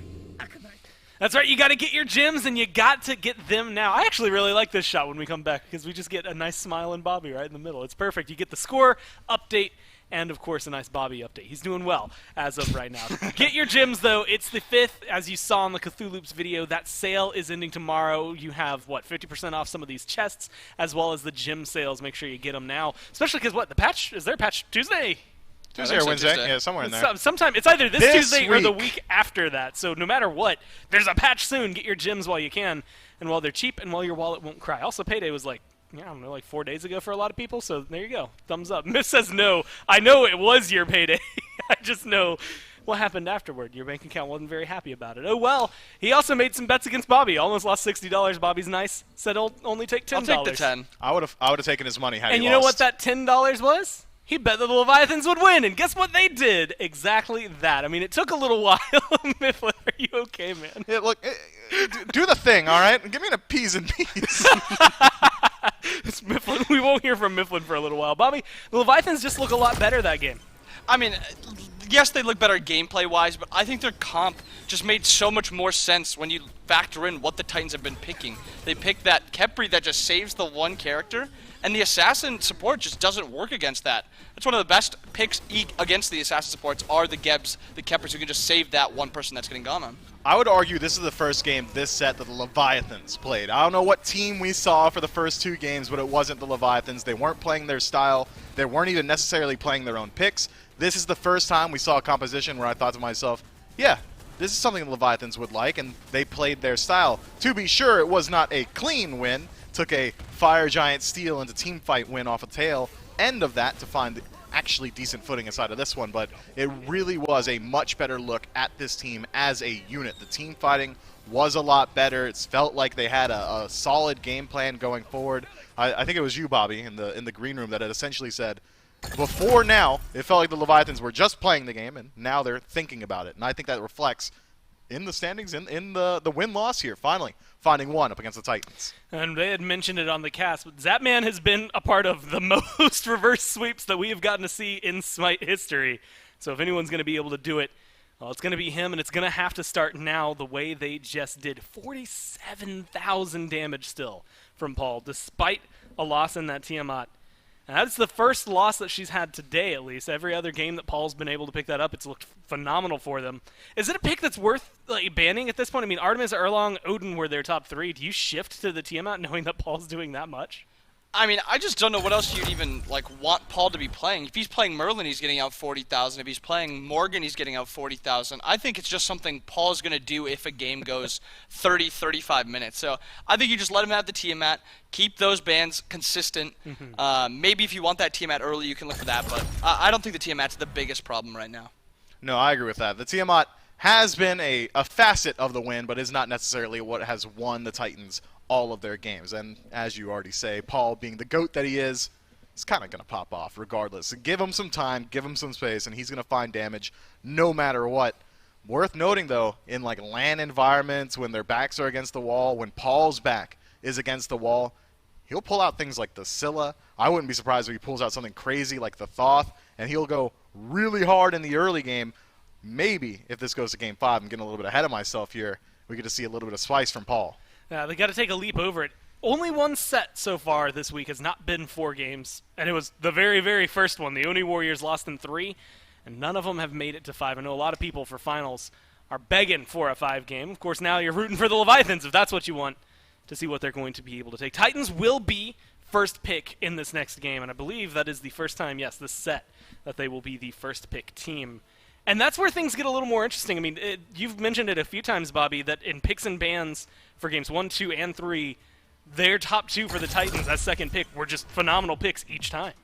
Yeah, I'm a little bit confused by this, because I think for the most part, even though the Leviathans may have outdrafted a little bit, I think their comp was still really good, and they played the comp near perfectly. So I'm surprised that they didn't do this, and I wonder what they are going to be banning now to maybe get first pick value here. Yeah, I think bans are going to see a large shift up now that the Titans find themselves in the first pick position. I'm not sure either what they're going to prioritize pretty high up, but maybe we see just the Khepri in that first pick selection, and that kind of maintains the exact same stratagem that we saw when they were in the second pick slot, because the Leviathans will likely take, if I had to guess, Tiamat plus one other thing. The Titans are in a position where they do have a one-game buffer here, so they don't have to worry too much about this one. Artio, Khepri removed. I see you go down in your head about that one, Bobby. And I agree, man. This Khepri has been a major issue for the Leviathans, and now in the second pick position, maybe feeling like they have a little bit more room to play with. I mean, you had even mentioned it while we were watching that last game. Like, the pivot point where the Titans stopped winning was one bad ult from Aurora, and that won the fight for the Leviathans. There was a point where they stole a Fire Giant, but from that point forward, Khepri just didn't matter. Yeah, I mean, Khepri gets to that point kind of when it's super, super late, where ulting somebody just gets very hard. He barely missed the ult on, I don't remember who was very low, and he ulted the person right next to them, and it threw off the fight very badly because they rely on that Khepri getting the revive or being able to keep that person alive for that extra time. And Aurora had played a near perfect first 2 games and perfect up until that point, and you saw how hard it was for the Leviathans to even take some fights. Well, this is where things get interesting. Artio and Khepri, Mifflin had mentioned earlier, were the first 2 bans. Titans go for Terra. The Leviathans go back to the Odin. That leaves open your Erlang Shin, your Artemis, Heimdall, Hel, Yamoja. Oh, no. Tiamat. I mean, all of these picks that we've seen, Gilgamesh, like, I can keep going. There's a lot of good gods available. And they do take out the Yamoja. What do the Leviathans try to juggle here? I think the thing right now is there's 2 very, very strong gods that have dictated games so far, and it's Artemis and Hel. And I assume they're going to look for a trade, but now it's up to the Titans to see what they value more. The Artemis that Cyclone absolutely popped off with yesterday, or the Hel, which Shinto has shown he hard carries games with. And I think they will go towards the Hel because Zap has not really performed as well as Cyclone has on that Artemis, so I think it's a trade they're willing to take. But see what they do. I think the Titans take the Artemis, man. Maybe we get to throw up another little bet here, Bobby. Just kidding. I can't lose any more money. Well, they have to go towards the Artemis. Take that action right now. Artemis, I bet the Titans take it. Yeah, they're 100% going to take the Artemis. It's just the best pickup. Mifflin trying to recoup some of that money. Yamoja, and hey, guess what? It was the Hel that were banned out right there. Erlang Shin as well, available for the first time this set. Heimdall, available for the first time this set. Artemis, available for the first time this set. Mifflin, I'm going to piggyback on what you had said. The Titans know that Zapman isn't necessarily... Or no, you had said that. Zapman can I take that bet about the Artemis? Oh, no, it's too late, man. They're going to take Erlang. Yeah, Erlang Shen locked in. Layers has not been allowed to play this pick as of yet, but now finally gets that early game aggression. But it had been mentioned that Zapman's Artemis isn't as good as some of his others, specifically compared to Cyclone's Bobby Artemis. said that, not me. Yeah, so Bobby takes the credit for that one. And Zapman likes to play Heimdall, and it's available for him. I don't know that they scoop it up here. Yeah, I mean, maybe this is just a brilliant play by the Titans, because picking up that Erlang now gives them that 2v2 pressure, which we have been talking about. The thing so far is in this set, they haven't been drafting for that 2v2 because Hel's been gone, so they've kind of just been picking the Tias and stuff. Picking that Erlang guarantees almost all 2v2s are going to be one for the Titans, and the Kabrak and Artemis pick is very good, because if you just go Artemis, one of her worst matchups is that Kabrakan. He is root immune, he can just run at her and cage her off, and she cannot get away, and she's forced to fight into them. There are a couple other notable counter matchups that have similar facets. Ymir is still available, and the Titans could go there if they want to be able to wall off the Artemis. It is a little bit immobile, so the Tusky, if she does hit level 5 first, can start to shut her down, but that wall is so strong inside of the team fight, not just strong against Artemis, but also against Kabrakan. He's got a very telegraphed engage, pops the one, starts walking directly at you like an NPC. Maybe I just drop a wall, stop that from happening. But Bobby, I want to hear a little bit more about this. Why don't you think this Artemis is good? I mean, I think the Artemis is fine. I just wanted to specify that Cyclone's Artemis was hard carrying games yesterday, and we have not seen that from Zap. But I do think taking away the Artemis with the Zap, and because you know Cyclone isn't going to be playing that Heimdall. He hasn't shown that want to play it. It's the Rama, the Artemis, and the Izanami, and he goes towards the Rama over the Izanami. Yeah, Rom's selection is interesting. If you go up into the air, you're landing into a trap. And if you go up in the air and sit up there for a while, you might be landing into a trap and then having another trap dropped on you. You can get locked down for a very long time inside of this matchup. If Cyclone Spin falls behind against Zapman, Zapman is going to dominate this lane. That is how strong this matchup is for Artemis from ahead. Kind of similar to Danzaburro. Start winning, win way harder. A lot of wild shakeups. I mean, admittedly, the Rama Tiamat is not too different for the Titans, right? I mean, they ran that earlier today, so it's not too outlandish. Erlong Shen maybe helps pivot things. Although you had mentioned the mid 2v2, and Erlong helps pick that up. But with Tiamat beside him, Tiamat's not like the most early game scrap heavy. Is that like still slowed down, or is layers enough? I mean, it's kind of just up to the Leviathans pick right here. They could pick for the 2v2 and go like a Raw or something. I obviously don't expect the Raw, but they still can pick to win that 2v2 just because Tiamat's 2v2 is pretty weak. It's really up to the Leviathans here. How much are they prioritizing that 2v2? How much do they want to win that, or are they fine just kind of giving it up to the Erlang and just playing for that later game style? I would argue that Erlang Shen Tiamat together is actually pretty strong in the 2v2. Sure, Tiamat not that strong in her own right, but you're following up off of a pin, off of a knock-up from the turtle form. All you need from your Tiamat is a little bit of damage, and Erlang Shen builds enough time that you can charge up that first ability, and a follow-up stun from there, I think that should be just enough. This is a very threatening 2v2 for the Titans already. I think the Leviathans might have to emphasize a little bit of safety for their mid laner. Well, checking in on the bans here in Phase 2, Xing Qin, as well as the Cerberus, taken out by the Leviathans. Gilgamesh and Serket banned away by the Titans. And last game, so Game 1, Leviathans first pick Osiris, they lose. No. Game 2, Leviathans first pick Osiris, they lose. Game 3, Leviathans ban Osiris, they win. Game 4, they go right back to this Osiris. I hope they give it to Yarkor, man. That's all I'm going to say. They got the Cabrakan. He's been playing Cabrakan can jungle. Panatom, I'm not sure, has played it in the past maybe once. My memory is not serving me so well here, but Cabrakan jungle is easy to execute on, and we've seen how the Osiris has panned out for Panatom so far. Has not impressed me inside of these playoff finals. I'm certain that he can perform on the Cabrakan, and I know for a fact, because I've been on the receiving end of it, Yarkor's got a nasty Osiris. I feel like Yarkor has a nasty everything, though. I don't know Every if that's role. like... I don't know if you really said anything unique there. Like, Yarkor just seems to be really good at Smite. They lock in a Fafnir. We haven't seen a whole lot of him this weekend. I mean, a couple of times yesterday, but he's been losing a few bit. I mean, he has been, and was, at one point, one of the most picked supports.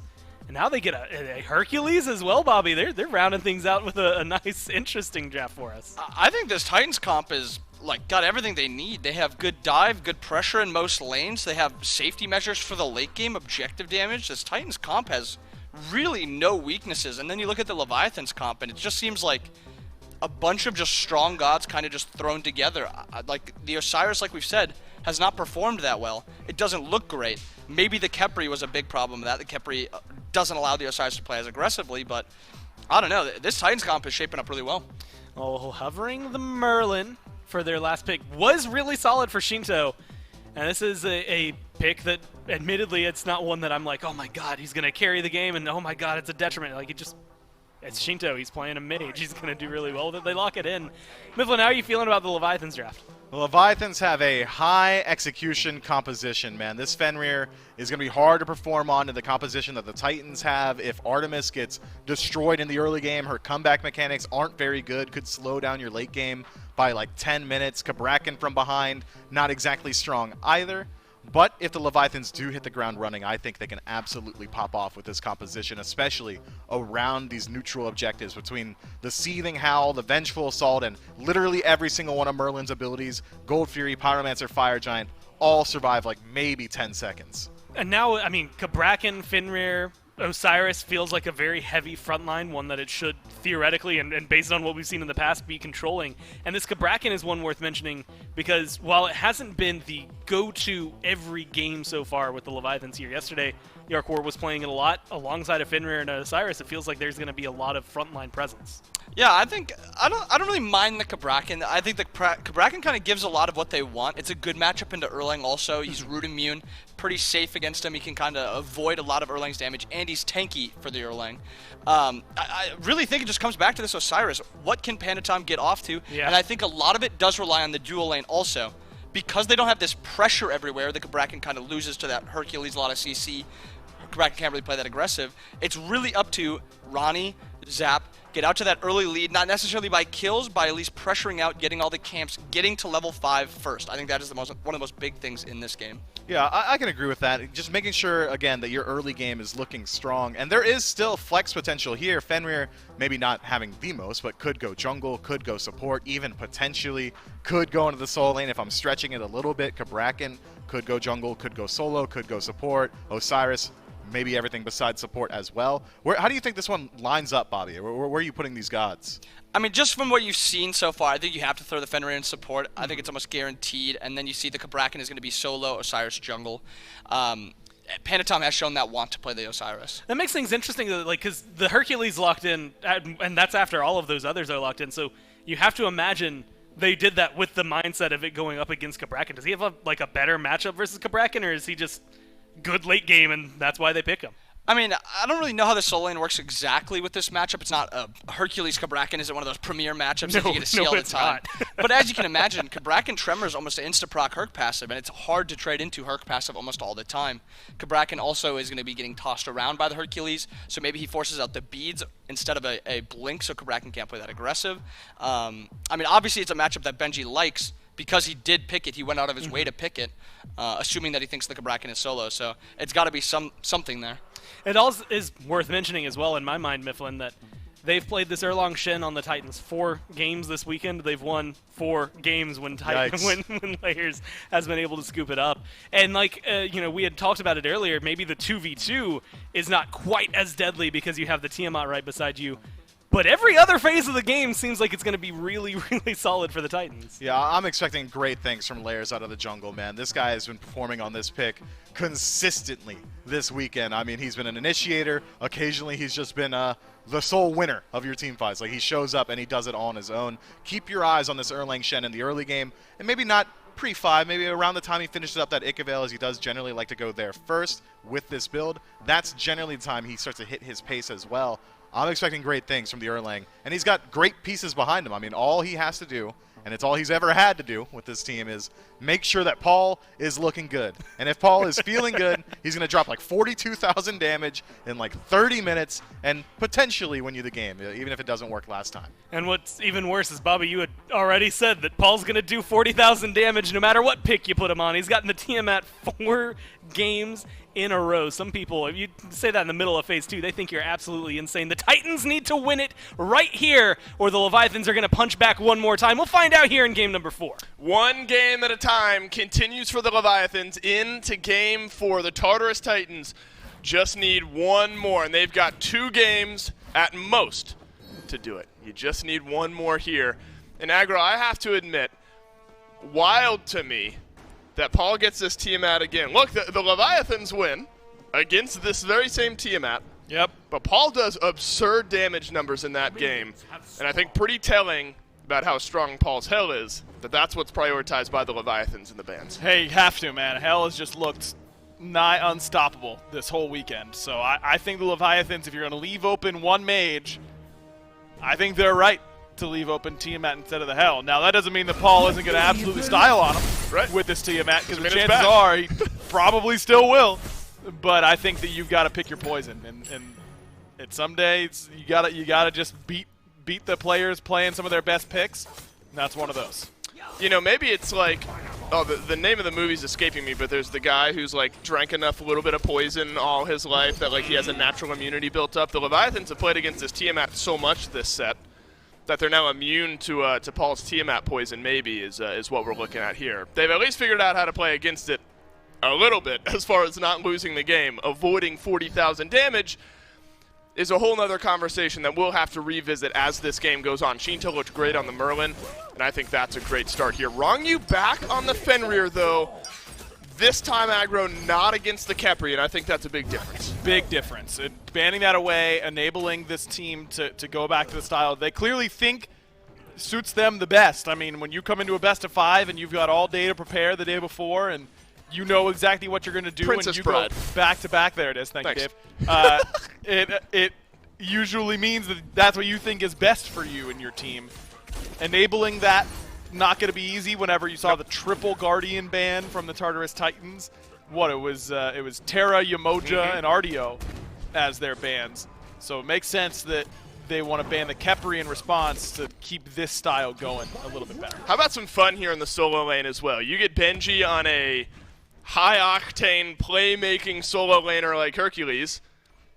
I'd argue you could say similar things about Yarkor on this Cabrakan. Both have opted for beads, not blink for either one just yet.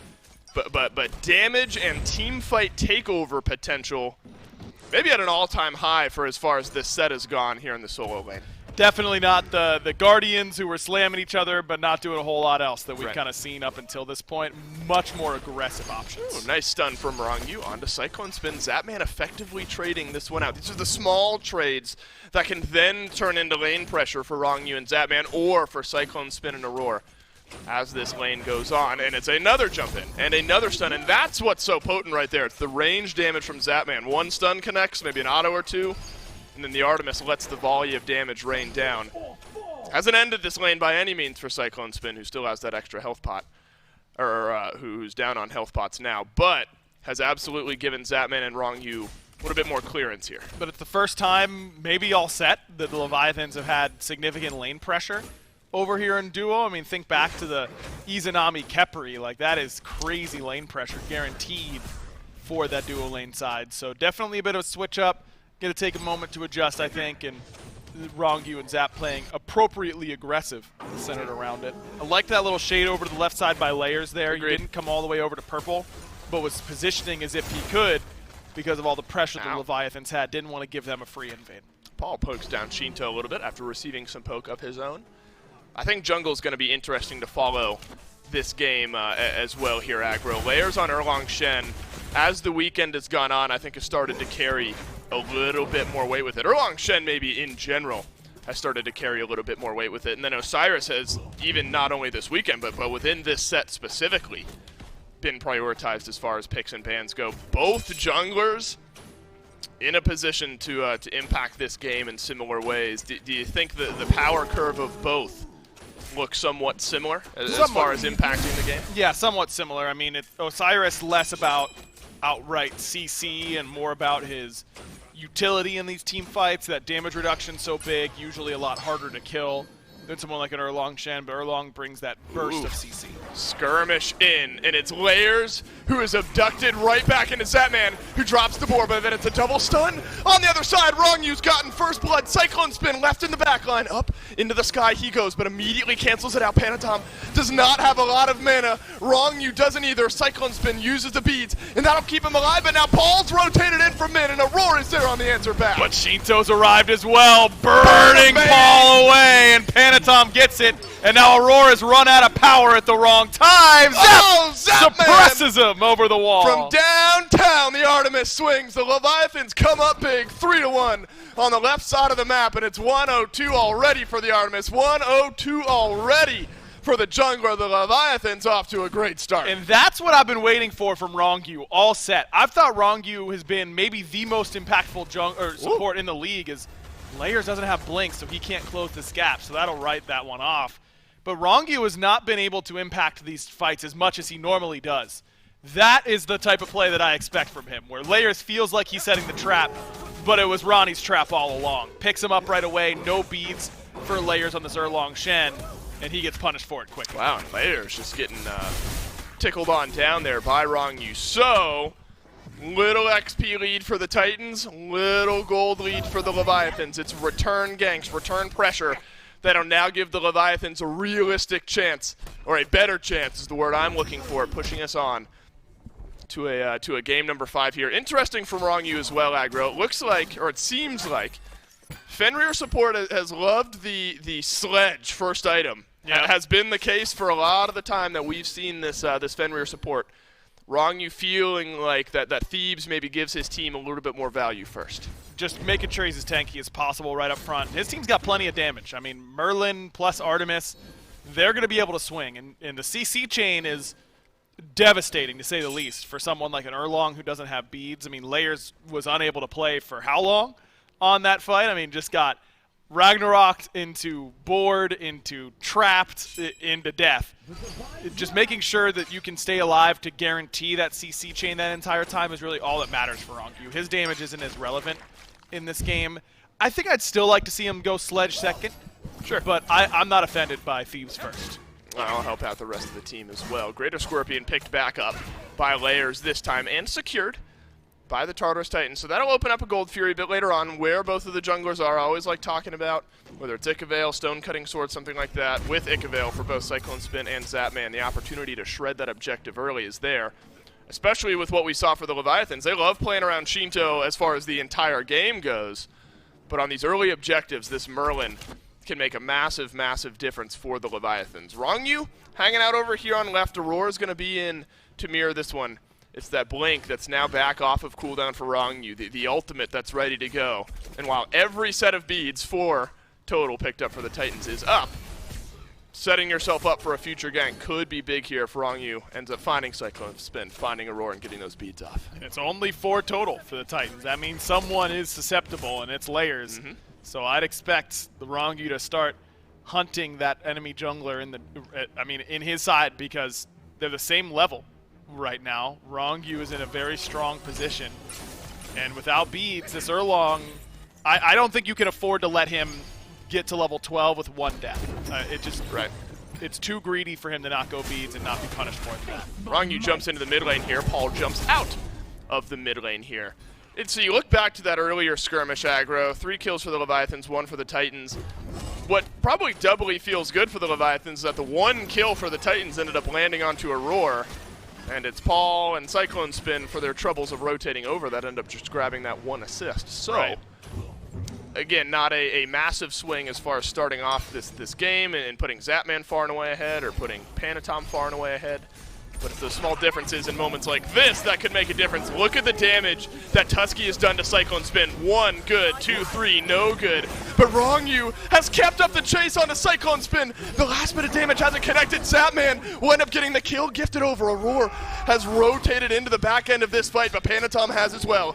Beads used by the Fafnir. Rongyu blinks forward, brutalized, sets up Panatom, and the Leviathan sniffing game 5. Just not enough ward coverage for the Titans to go for an aggressive play like that. A roll in from Cyclone, he has to know that he's going to eat a board to the nose right away. I mean, Zapman, of course, is going to drop that as soon as humanly possible.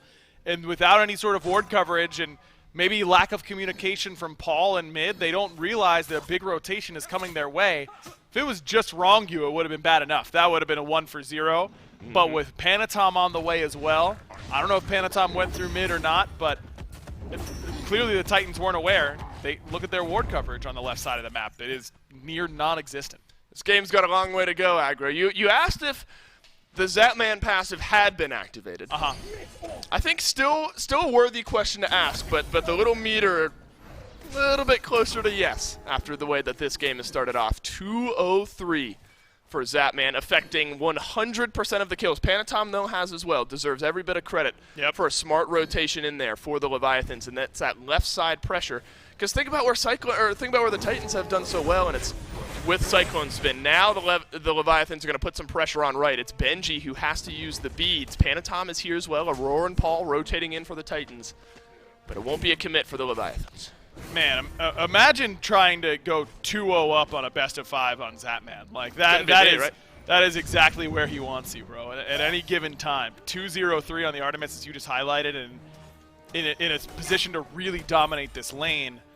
But it has to be worried, because Artemis is as easy as it is to be aggressive and step up and consistently toss 3s on your lane opposition and annoy them that way. Oh, and it's so fun to do that. It is really fun to do that. It is very easy to get ganked. So watch out for how many wards Zap is placing, where they are, and if Layers has good routes in to be aggressive. It's 1 ward in behind Zapman, uses his vision chart here around that Harpy on the Titans side of the left side of the map. So actually a nice arc of ward coverage from Purple Buff on up the left side. So Zapman should be safe, at least for the time being, especially if the rest of the team knows where Layers is. That's going to give Zapman the credence to walk just a little bit further forward. Gold Fury has spawned, as well as the Pyromancer.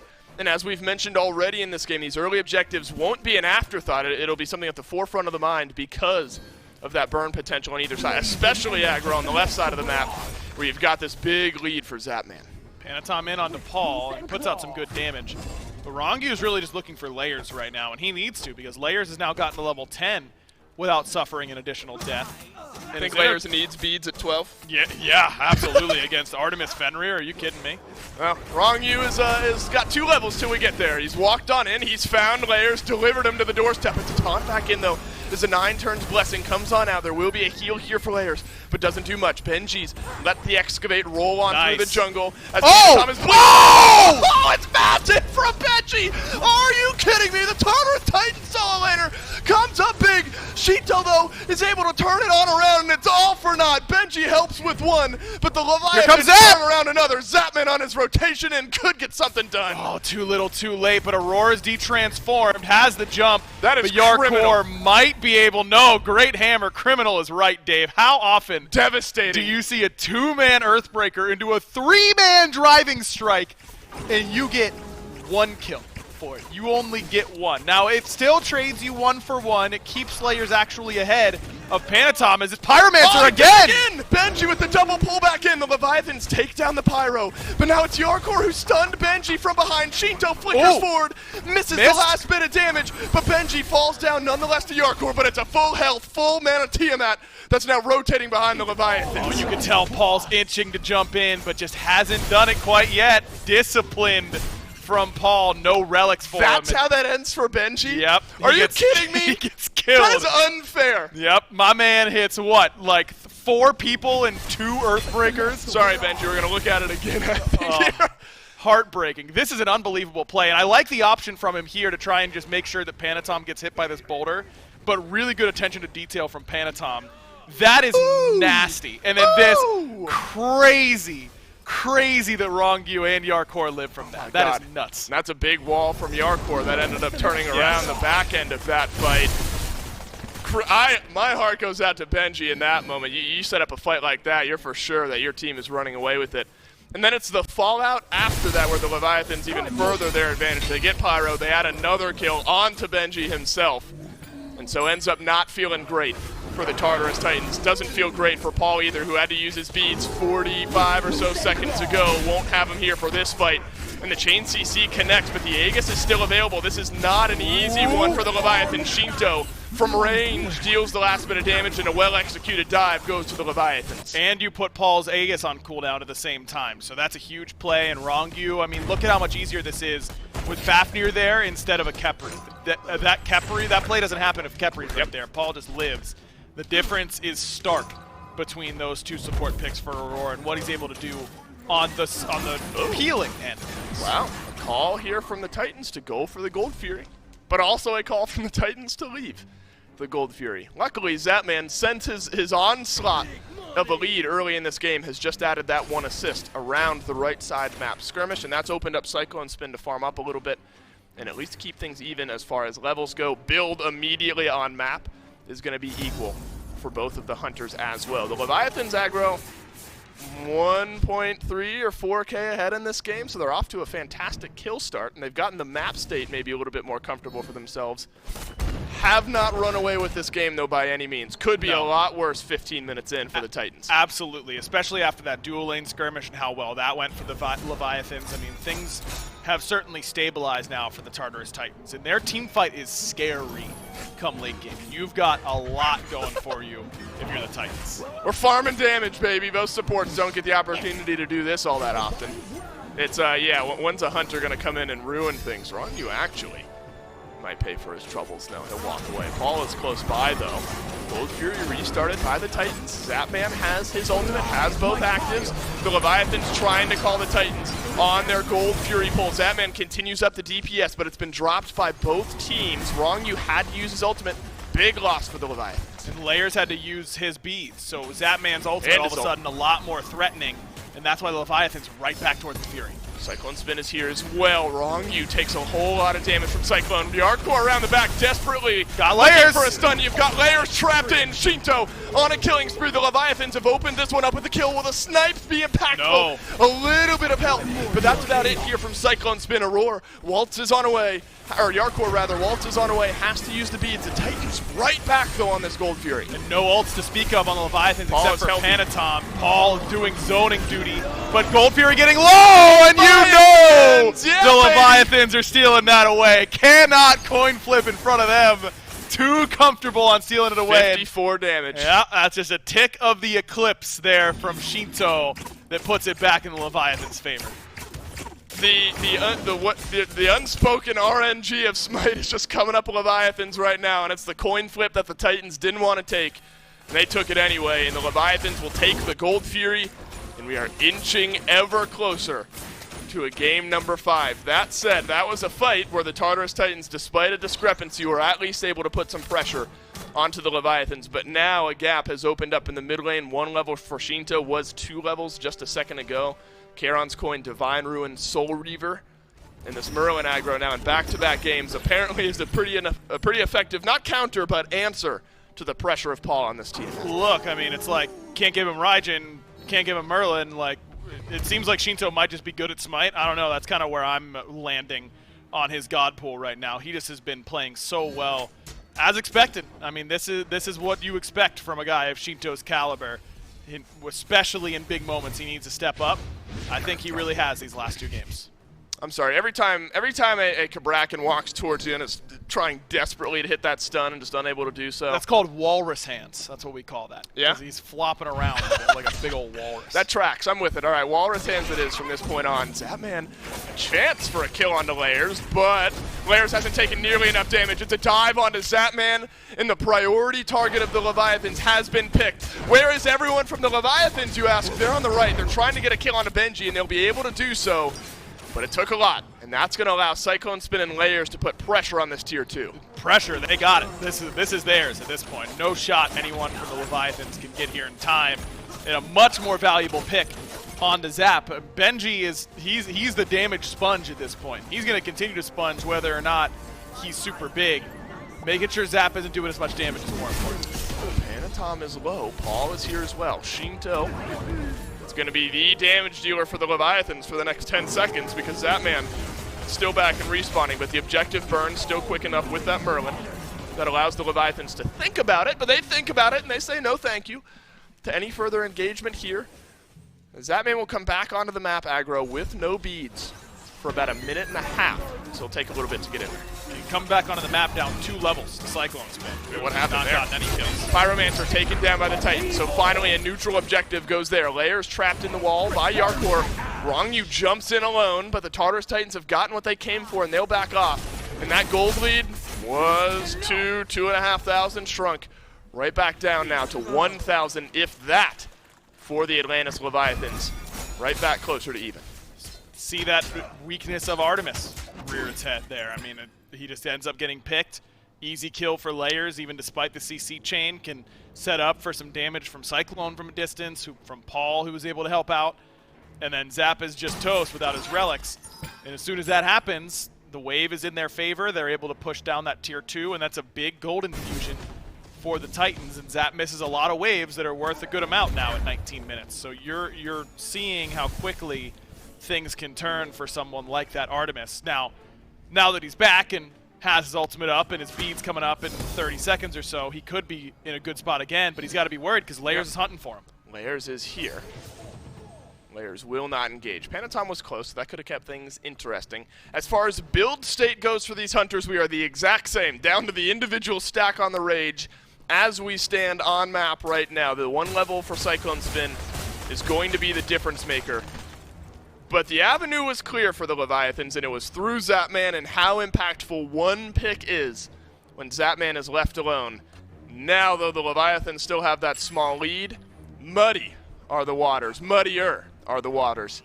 Moving on to the rest of game number 4 here. Paul has closed up the gap that Shinto had built. Paul now in a power position as he's gotten the Ob Shard online, as well as the Soul Reaver. Gold might not say exactly even aggro, but we might be there.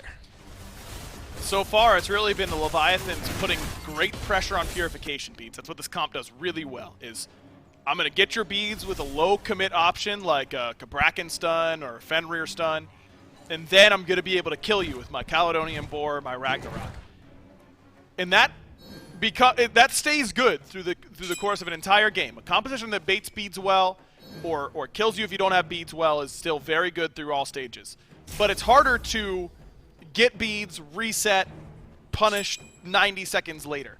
It's much more fast-paced. And so if the Titans can use their relics really well, namely Layers has the most pressure on his relics, then it's going to be harder for the Leviathans. 5-on-5 brewing around this Oni Fury that the Titans secure. A roar alone, though. Benji with the push onto Zapman, who had to use the beads. Excavate finds half of Zapman's HP up into the sky. Goes Cyclone Spin, one more! Doesn't hit the last one, but Cyclone Spin much healthier than Zapman here. The Leviathans pressing the abort button. They want nothing else to do with this fight. Rongyu may just have to go down, and down he goes. Cyclone doing too much right now, man. Finally getting paid on that late game ADC, level 20 for the ROM. And his ability to space so much better than this Artemis matters quite a bit. Zap has no relics coming into this fight. Shinto does have his, but it's going to be hard. Zap still has ult. That's got to be really well used. Use it to both get some CC immunity and ping pong through a fight. Watch out, Shinto. Paul can half HP you at the drop of a hat. Panatom is in behind the Titans here as Zapman and Shinto group themselves up on the other side of the Fire Giant pit. And this is maybe the reasonable call for the Titans. As we've gotten an advantage, we are literally back to even within like 20 gold of the Leviathans. The game has been reset. Let's take a deep breath, get ourselves back, get our feet back underneath us. That shows you how impactful this big turn in this game has now been, with all of the Tartarus Titans able to catch up. It's clearly been Layers as the target for Yarkor in particular with that ultimate. He has been looking to send that tectonic shift his way every single fight, but it's starting to not materialize as well. Shinto was a little bit too far away to put in the damage that he needed to.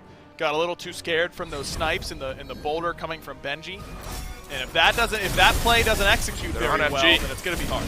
Titans are on FG here. The Leviathans are going to answer the call. It's a blink forward. Benji gets no one with the pull here. Fire Giant stopped at half HP by the Tartarus Titans, and it's a leap away from the Atlantis Leviathans. We will breathe once more. Layers still about a minute away from his bees. Blink down for Rongyu. That could be pretty important as far as closing that gap. Really what you hope for is Zapman can wait for another minute to get that Aegis online. At least 30 seconds for those beats. Definitely don't want to force something before then, but we are still in a very, very even state. Both mid laners have just upgraded their starters.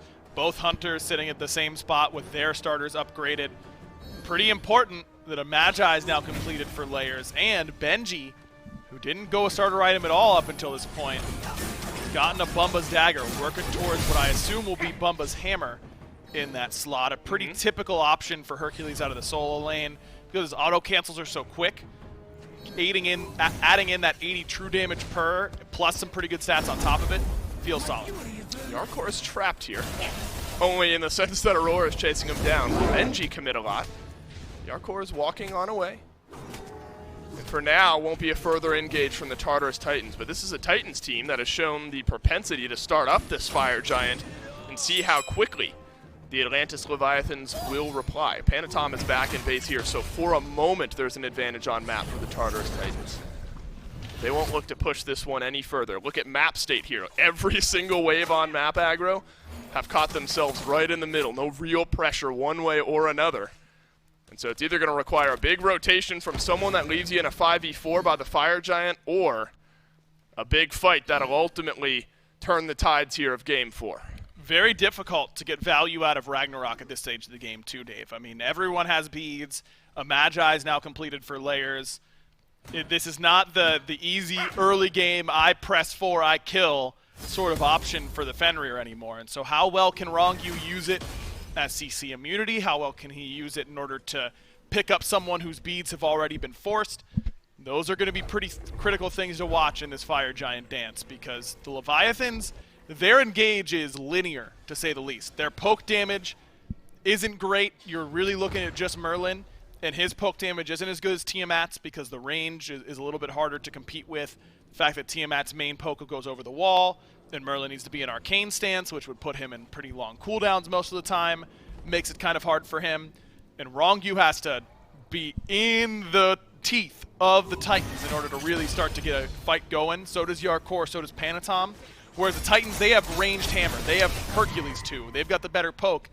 The Titans should have positional advantage around this and should just be using their ranged CC that the Leviathans don't really have. Tiamat minions were in the mid lane here for Paul. Sometimes that makes a difference, but easy to clear out for the Leviathans. Zap and Shinto are both on left. Didn't get that left wave pushing all that far up. Luckily, no real threat for the left side Phoenix of the Leviathans right now. Rongyu, uh-oh, this could be bad. Or is it bad for Paul? Paul gets jumped on. Paul in the Ragnarok. Beads get used by the T-Mat, and he will back away. Panatom now knocked up by Layers, avoids the pullback by Benji. The initial onslaught has been avoided by the Leviathans, but there is no counter engage. And the Leviathans want to reset. This is a best case scenario for them. They just got CC immunity from a character who doesn't have it on demand. Fire Giant restarted by the Tartarus Titans. Yarkor walks forward, blinks in, finds Cyclone Spin. Cyclone Spin rolls on out after using the beads, but Yarkor's taken a whole lot of damage in the meantime as well. Taunts back through. Excavate from Benji does a lot of damage in the back line. Yarkor walks forward. Look at the boar from Zapman, hits everyone from the Tartarus Titans, and Aurora gets brutalized by Rongyu, but the kill in there, massive from Chinto, gets the kill onto Aurora. The Tartarus Titans got no health, and they scatter to the way, but Paul is stuck around, and Yarkor dies as well. And Zap's far forward, still has that Aegis, but has to be careful. All that damage, and the Leviathans only get one, and it's traded. So it's really not too bad for the Titans, but look at the bead situation for the Tartarus Titans coming out of that. A barren wasteland of purification beads scattered huge through that. And that's what Artemis does best. Like Zap, let's not give credit to Zapman on that one, Dave. He just walked up and pressed 4, and the boar did the work for him. It took a lot, yeah, I guess. I suppose so. He's able to do a lot just by being around that team fight. And now the Leviathans, even though they don't win that fight head on, they have to be advantageous here. Their carry still have relics, the other side doesn't. The Titans are back on the Fire Giant. Rongyu has walked in, used the Ragnarok, but found absolutely nothing. Actually walks away. Worse for wear, but the Fire Giant has not been reset here. Shinto is in range. Fire Giant low. Panatom is around the backside, but he is being melted by the Titans, and he is taken down by the Titans. No more jungler for the Leviathans. Fire Giant still low here to jump in for Rongyu. The Titans secure the FG, but Rongyu, he jumps into death. Now it's Shinto who has to flicker away, and Cyclone Spin hits the last snipe. It's a minute on the death timers. The Leviathans only have 2. I don't know what the Leviathans were doing, Dave. Panatom goes to the left side. Rongyu has his pick of the litter. Who do you want to get? Because no one has beads, and his Ragnarok got nothing. He bit Layers. I believe it was as the Magi's came up. But that's still not your priority target. They've got to be pickier than that. They've got to find a better target than just the jungler in that moment. Cyclone Spin is not with the rest of the Tartarus Titans here. Zapman has to buy time. Yarkor has to buy time. 10 seconds on Rongyu, 10 seconds on Panatom, and the Titans will look no further. Left side Phoenix is gone. Mid lane tier 2 tower might be the next target. But the Leviathans have not lost the game yet, but the Tartarus Titans have pulled the reins back. Man, Benji has done so much work for the Titans in this game, hasn't he? I mean, it's not just those early game flashy pickup and pulls. It's the fact that he got Shinto on the back end of that fight and put him in a position to die. Shinto didn't Aegis out that snipe from Cyclone and ends up falling with it still available, which never feels good in the late stages. But Benji continues to make these big plays and put himself in a position to put these backliners in bad spots on the other side. The Titans, it just shouldn't be allowed for them against the composition the Leviathans have to not have beads and have a fight go that well. It just shouldn't happen. The Leviathans definitely needed to get a better engagement than that. And as you just said, they're all up now. I don't think it's getting easier from the Leviathans for this point. Shinto does not have beads. Zapman does not have beads for the next minute or so in both accounts. So you're going to push out this left side fire wave as far as you can. There's a mid lane Phoenix that could get looked at now by the Tartarus Titans, but likely you just whittle down the last bit of defense that the Leviathan's base has. Zapman's passive was activated in game 4, but might be deactivating here, or in game 3, but now Dave might be deactivating here in game 4. Think back to the SK and the PK runs. Insane base defense. Insane base defense is always part of the reverse sweeps. Right, this is where it reactivates and keeps the Leviathans in the hopes for a game 5 alive. Or not. Right side Phoenix, gone with no pressure from the Leviathans. Draugr buff did more than any of the Leviathans did on the right side. And now one Phoenix stands in the Leviathan's base. Still have a minute 20 on this FG. I don't mind this call. Just reset real quick. Make sure we're as strong as can be. Grab this red buff for Cyclone. Allow him to have that extra damage. But Shinto!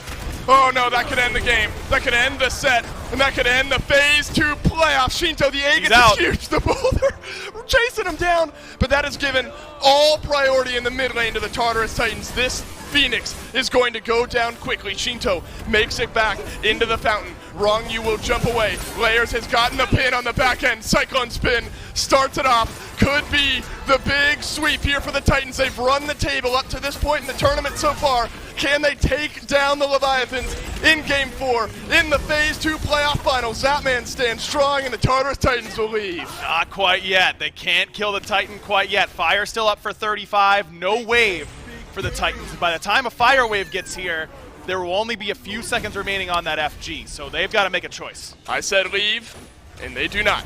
The Tartarus Titans are still here, and they are still in a 4v5. Yarkor has blinked into the backline. He's gotten a stun onto Cyclone Zap, but Zapman is jumped on by Paul, who deletes him. Paul stepped up big. You can't forget about the Paul pass, and Paul's got a double, and the Tartarus Titans are your Phase 2 champions. What a performance from the Titans. Can you believe a team that no one thought was doing anything positive as recently as a couple of weeks ago makes one change, and all of a sudden they are right there and locked in. And look at Aurora. He looks like he just got an extra nugget in his Happy Meal. That's as happy as he looks. Yep. You know, I'm sitting there. I'm like, yeah, I got a little bit more.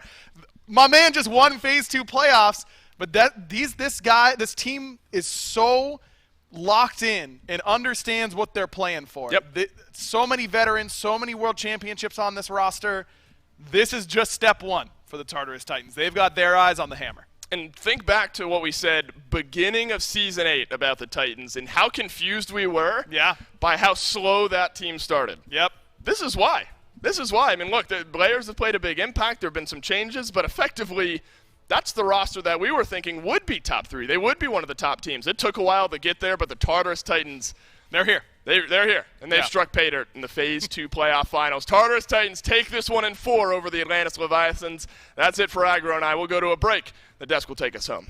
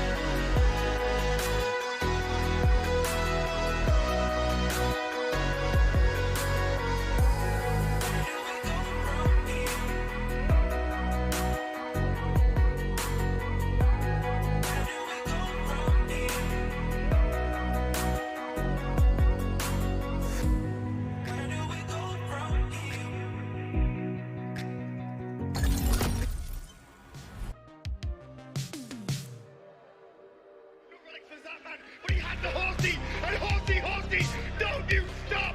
Fido kicks! Fido kicks! I gave up dabbing for Lynn. Cool. No more dabbing for Final. He looked at me and said, I'm going to be on that stage next year. I'm going to become a world champion. Ripping through! Titan down, ball 3! A double cover stop!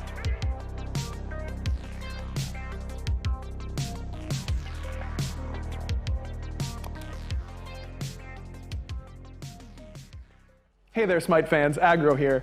Look, every single year, the SPL just keeps getting better. Season 7 was incredible, and in Season 8, I'm sure our players are going to take their game to the next level.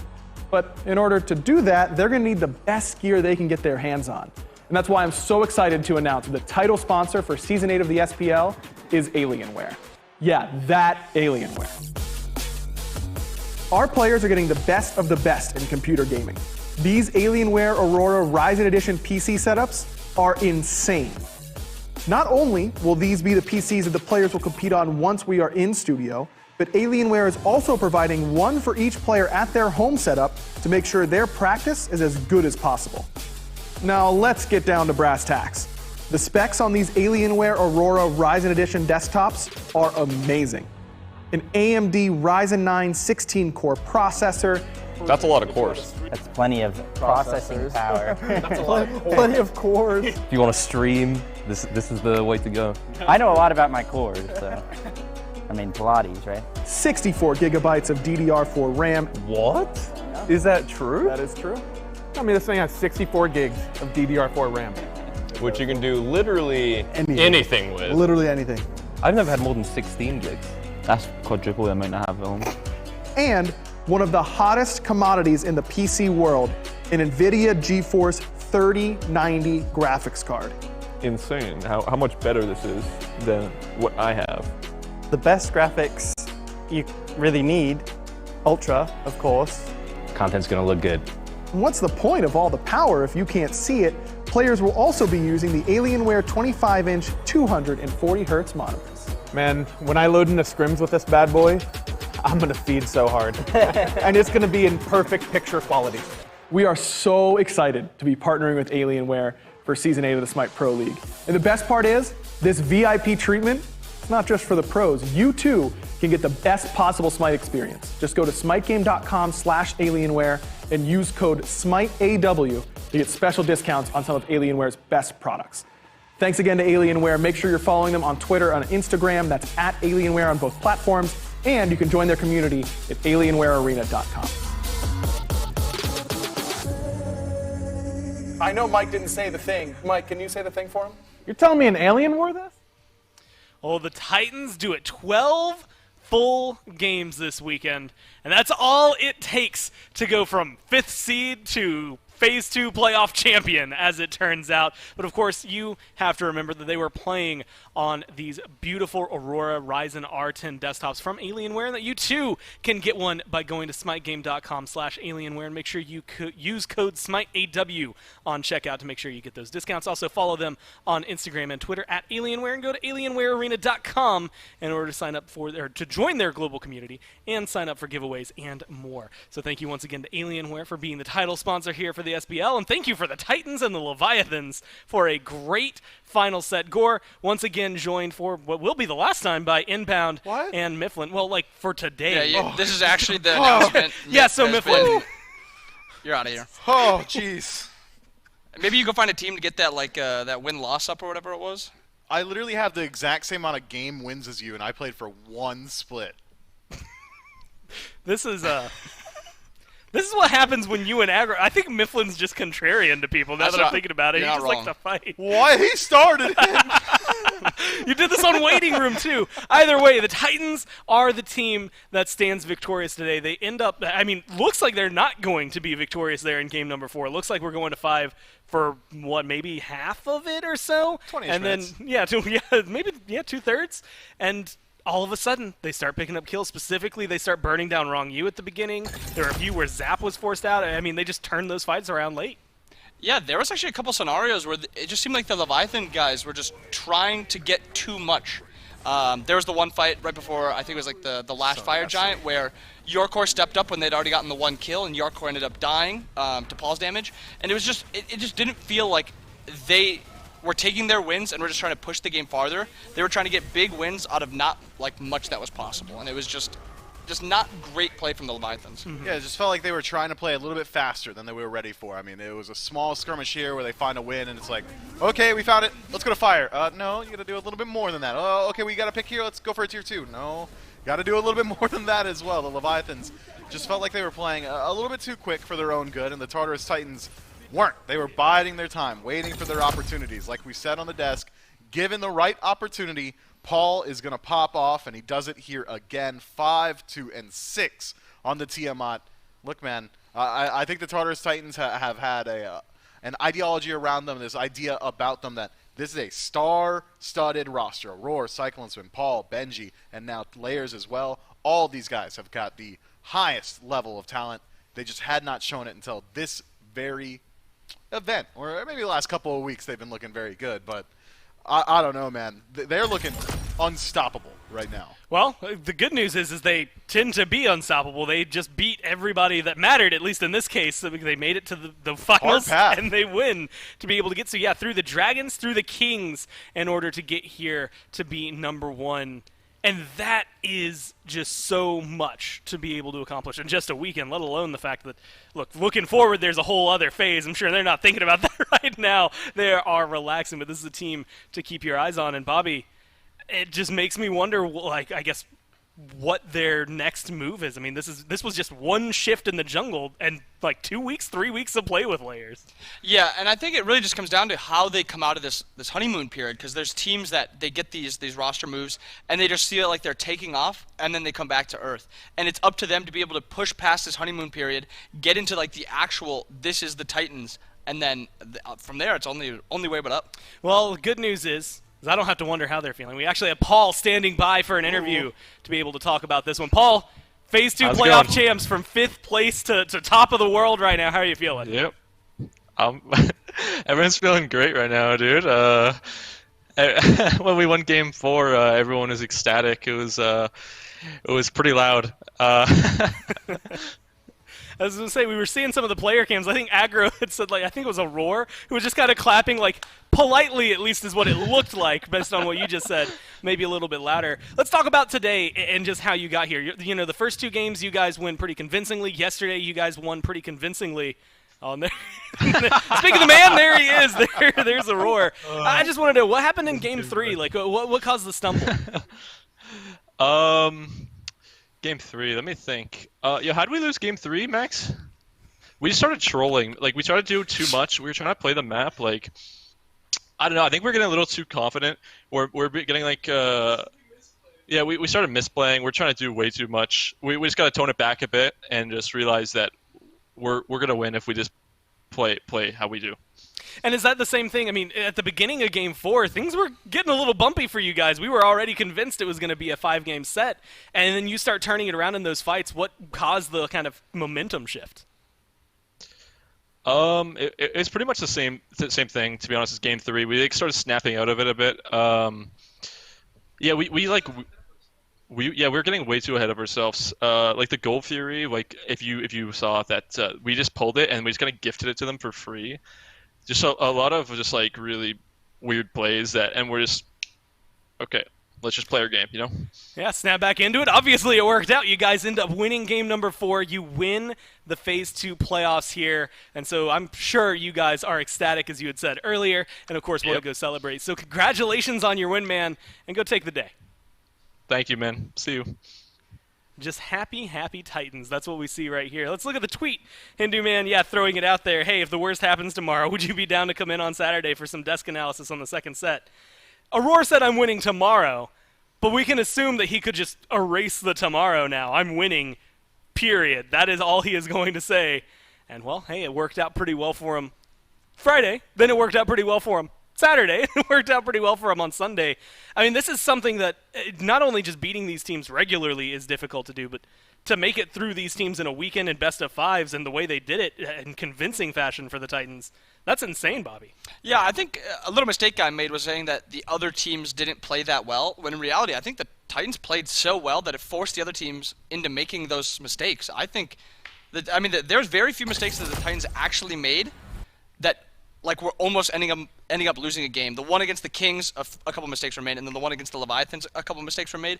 But other than that, they had a pretty good weekend of Smite and almost flawless games. No, the Tartarus Titans were playing at damn near the peak of their game, right? These guys are looking incredibly strong. I will say maybe the Camelot Kings weren't playing at the peak of their game, but the Leviathans certainly brought it in games 3 and 4 and still was not enough for them to make the comeback here against the Tartarus Titans.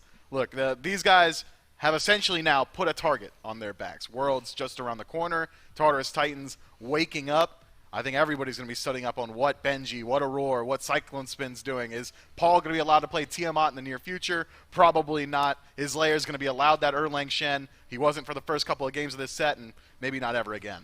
Paul got Tiamat 6 times this weekend, and 4 of them were in the finals. Yeah, let's stop that. 4 times in a row. And I know a lot of people, when you go back, you look at Friday, people were talking about the Titans versus the Dragons. Some people consider it a pretty large upset, although they were right next to each other in the standings. It's the next day. I remember our prediction screen. A lot of people were really leaning heavy in on the Kings, and they get knocked out first. And then, of course, I know me and Aggro were leaning a little bit more towards the Leviathans. They almost made it happen, but they didn't quite. And so Taco stands supreme. I was torn between the Bolts, the Leviathans, and the Titans. I chose Leviathans. I decided to hang my hat there, and obviously that's taken me down. So Taco gets to be the one, I guess, resting on her laurels, happy with this one. I think the Titans are going to be the happiest no matter what as they find themselves a win. A phenomenal weekend of Smite, and it's only up from here. Yeah, this is just Phase 2. We got Phase 3, Phase 3 playoffs, Worlds. We got a lot of stuff coming up. Mifflin, you look upset, man. They didn't have to show the predictions again, man. I know I voted wrong. You have to remind everybody. Come on, dude. But so I'm going to go ahead and tell you this one, at least for waiting room, I'm pretty sure next phase. You remember how we used to have the percentages of how right we were? Oh, do you have the percentages? We don't have them for this one. But I do think we're trying to bring them back, and that's, again, when World starts coming up. So, you know what? You can be right or wrong when I've got like 100% in the regular season, and I'm willing to not put money on that. I'm just going to say it. I think I could go back to literally any time in the last 4 weeks. And hold on, Aggro's in the room. Yeah, he's saying that I did get 100%. It's looking like he's pretty proud of me. I'm getting a big thumbs up right now. He is super pleased with what I've been able to do as an analyst. And right behind me now, he's shaking his head. Just well, that's like yes, agreement. But in like sideways world, right? Yeah. Oh, you want the No. I think he probably misheard me. He's clearly confused. I like that you doubled down after that. He probably misheard me. No, it is just fine. Bobby, I want to say thank you to you for coming in on Friday as well as coming in today. It's been nice to have you around on the desk. I'm going to go ahead and throw this out there. Do you want to plug yourself on Twitter, on Twitch, where people can find you? Yeah, twitch.tv/inbound and Twitter. I think it's .com/inbound, both the same. YouTube. Wait. Inbound also. Plug me too. Well, no, Miff gets his plugged all the time. Plug me, Bobby. Dude! You can find just everywhere. It's just Inbound on almost all like social platforms. There you see it. Inbound at Inbound. Mifflin is Mifflin TV. There, I'll do it for you there if you want to be able to follow him. Thank you so much for everyone for tuning in today. Of course, for watching this entire weekend, for watching Phase 2. But for myself, from Bobby, from Mifflin, we will see you all in Phase 3. He said peach it. That might be the loudest peach it. I'm gonna say it peach last though. No, peach it. Peach it. Peach it. Peach it. Peach it. You peach it here. Peach. Peach it here. Jithens. Are we live? Peach it.